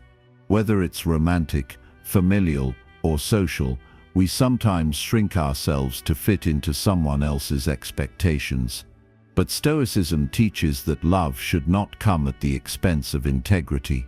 True connection begins when two whole people meet, not when one dissolves to accommodate the other. This doesn't mean we don't adapt, communicate, or compromise, but we do so from a place of clarity, not desperation. When your sense of self is intact, you don't enter relationships to be completed. You enter to share. One powerful modern practice, inspired by Stoic detachment from opinion, is the concept of journaling. Marcus Aurelius's Meditations was essentially a journal, a space to reflect, refine, and recenter. When we journal with honesty, we examine the roots of our need for validation. We begin to trace when and why we seek approval. We ask ourselves, what am I afraid of? What does this person's opinion really mean to me? Is this fear rooted in truth or assumption? These reflections don't just help us understand ourselves, they help us reclaim the narrative of our lives. We must remember that disapproval is inevitable. No matter how virtuous, wise, or successful you are, someone will misunderstand you. Someone will dislike you. Marcus Aurelius reminds us, you could leave life right now. Let that determine what you do and say and think. If you truly understood the brevity of life, would you waste energy bending yourself into shapes just to be liked? Or would you use that energy to become someone you deeply respect? That is the Stoic approach to self-worth. It begins with mortality and ends with meaning. Another Stoic strategy for dissolving the power of opinion is negative visualization. This involves imagining what could go wrong, not to become pessimistic, but to prepare the mind. What if I am judged? What if I am rejected? And then the Stoic asks, so what? Would I still be who I am? Would I still uphold my principles? Practicing this helps shrink fear and expand courage. Because once you face the imagined discomfort, you realize that approval is not essential for your survival or your joy. Finally, we must reflect on the legacy we want to leave. Do we want to be remembered as someone who was popular, or someone who was principled? Do we want our lives to echo with the applause of the crowd, or the quiet strength of authenticity? Stoicism invites us to build a life that speaks for itself, a life that needs no advertisement, a life that whispers to the world, I am enough, and then moves forward with grace. In the end, chasing approval is a form of self-abandonment, and Stoicism is the path of self-return. It teaches that you are the guardian of your own worth, that no praise can increase it, and no insult can diminish it. You are not the sum of opinions, you are the sum of your values, your choices, your courage. And when you root your life in that truth, you become free, not just from others but for yourself. In a world that constantly nudges us to compare, to compete, and to conform, it becomes increasingly difficult to define ourselves without referencing others. We scroll through highlight reels, compare our behind the scenes to someone else's curated life, and gradually lose touch with the one voice that matters most, our own. Stoicism offers a solution that is as timeless as it is radical. It tells us that to truly master self-worth, we must stop looking outward for answers. We must begin the journey inward, to the core of who we are, where our values reside untouched by opinion or circumstance. Marcus Aurelius, writing in his private journal, now known as Meditations, constantly reminded himself that the opinions of others should hold no power over his soul. It never ceases to amaze me, he wrote. We all love ourselves more than other people, but care more about their opinion than our own. This paradox is at the heart of so much of our inner turmoil. We instinctively protect ourselves from physical harm, yet we allow our sense of identity to be bruised and broken by the most fleeting judgments. Why? Because we've been taught to outsource self-worth, to hand it over to the crowd and hope it's returned with applause. But applause is cheap. It's fickle. It depends on mood, trend, timing. What was praised yesterday might be cancelled tomorrow, and if your sense of worth rises and falls with these tides, then you are forever unstable, your inner peace at the mercy of strangers. Stoicism teaches us to build on a stronger foundation, virtue, a life lived with courage, justice, temperance, and wisdom does not need validation. It is its own reward. It may go unrecognized by the world, but it will always be recognized by the soul. And that, to the Stoic, is the only judgment that counts. Let's take a modern lens. In today's world, approval often shows up in digital form: likes, shares, follows. A young entrepreneur may post about their business, and if the reception is lukewarm, they may question the value of their product. An artist might create from the heart, but abandon their style when it doesn't trend. A student might pretend to agree with groupthink to avoid alienation. These are not just small compromises, they are soul-level deviations. They erode self-trust. And when you stop trusting your own voice, you become vulnerable to every other one. Seneca advised us to be your own spectator. Seek applause from yourself. This isn't arrogance, it's self-alignment. It's the act of living in such harmony with your values that your own conscience becomes the highest authority. You don't ignore feedback, but you interpret it through the lens of your integrity. You don't reject criticism, but you weigh it against your principles. You become less reactive and more reflective. You don't live to be liked, you live to be whole. Consider someone pursuing a dream that isn't glamorous. A person who leaves a high-paying job to care for a sick parent. A man who forgoes partying to build a disciplined lifestyle. A woman who walks away from a toxic relationship even though it means being alone. These choices might not receive likes or standing ovations, but in the quiet moments, they generate something far more powerful: self-respect. The kind of respect that can't be bought, taught, or borrowed. The kind of respect that sits at the heart of Stoic philosophy. Now let's bring it closer to everyday practice. You wake up and decide whether to check your phone first or meditate. You go to the gym not to post about it, but because you've committed to showing up for yourself. You turn down an invitation not out of arrogance, but because your energy is better spent elsewhere. You say no without guilt. You say yes with clarity. These aren't grand gestures, but they are revolutionary.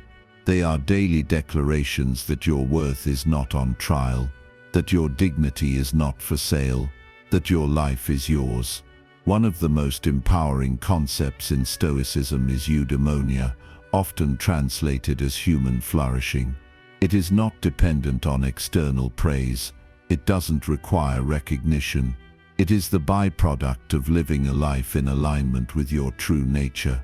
The Stoics believed that when you act in accordance with reason and virtue, fulfillment follows naturally. This means your sense of worth isn't something you chase, it's something you cultivate. It grows quietly, like roots beneath the soil, unseen but unshakable. There's also a spiritual dimension to this. The Stoics often spoke of the logos, the rational structure of the universe. They believed that by living in accordance with nature, one could find peace. And part of that natural order is understanding that you were not born to please everyone. You were born to fulfill a specific purpose, to walk a unique path, to live with excellence. When you honor that path, you participate in something larger than yourself. You live in tune with the universe, and approval becomes irrelevant. Approval chasing, on the other hand, is exhausting. It leads to burnout, self-doubt, and an ever-shifting sense of self. But detachment from that chase does not mean detachment from people. Stoicism doesn't call us to be cold or antisocial. It calls us to be grounded, to love freely without clinging, to serve others without losing ourselves, to receive praise with gratitude, not dependence, and to face disapproval with equanimity, not fear. In the end, mastering self-worth means mastering attention. Where does your mind go when you feel unsure? To others' opinions or to your own principles? The Stoics would urge us to anchor ourselves in the latter, not because we are perfect, but because we are willing to walk the path of growth with courage. Not because we reject others, but because we refuse to abandon ourselves. So pause for a moment, turn inward. Ask yourself, am I living for applause, or am I living for truth? Am I performing, or am I becoming? Let that question echo. Let it shape your next decision, because every choice you make either affirms your worth or undermines it. And in the end, it's not the crowd that defines you, it's the choices you make when no one is watching. We live in an era where visibility has replaced authenticity. Our lives are broadcasted, curated, and filtered for others to see. And with every post, every picture, every opinion, a silent question lingers: did they approve? But Stoicism calls us to reject this game. It urges us to detach from this constant searchlight and return inward, It reminds us that being admired is not the same as being fulfilled, and chasing admiration is often a path away from truth. The Stoics knew that the most important relationship you have is with your own conscience, and that the real audience is always within. Epictetus once said, "If you want to improve, be content to be thought foolish and stupid." That statement shatters the modern need for approval. In essence, he's saying, if you're really committed to growth, you must be willing to look wrong. You must be willing to be mocked, to be misunderstood, to go unnoticed, because real transformation is rarely glamorous. It often happens in the dark, in the silence, in the discomfort, and approval that often fades when you step outside the norms. But the Stoic doesn't chase comfort, they chase excellence, and excellence demands sacrifice. Think about how often we dilute ourselves to blend in. We round off our edges, we avoid hard conversations, we pretend to agree when we don't. Why? Because we fear being rejected. We fear standing out. But every time you do that, you lose a piece of yourself. And over time, those pieces add up. You become a stranger to your own soul, living for others while quietly forgetting who you are. The Stoics call us back. They remind us that living well means living honestly, and honesty by its nature risks disapproval. But it's a worthy trade. Cato the Younger, one of Rome's most admired Stoics, lived with a fearless sense of integrity. He wore simple clothes when others wore luxury. He stood against tyranny when others stayed silent. He even walked barefoot through the streets of Rome, indifferent to ridicule, because he believed in a life of discipline and principle. Cato knew that dignity was not found in popularity, but in alignment with one's values. He died with his integrity intact, and that legacy still echoes through time. His life reminds us that the approval of the crowd is temporary, but the approval of one's conscience is eternal. Let's apply this in real life. Imagine a job you don't love, but you stay because it impresses others. Or a relationship where you're not respected, but you remain because you fear being alone. Or a version of yourself that you maintain online, curated to gain validation. None of these things are built on truth. They are masks worn for applause, but masks are heavy. They weigh down your spirit. Eventually they crack, and when they do, you're left wondering, who am I beneath all this performance? The Stoics would answer, you are what you choose to stand for. Strip away everything else.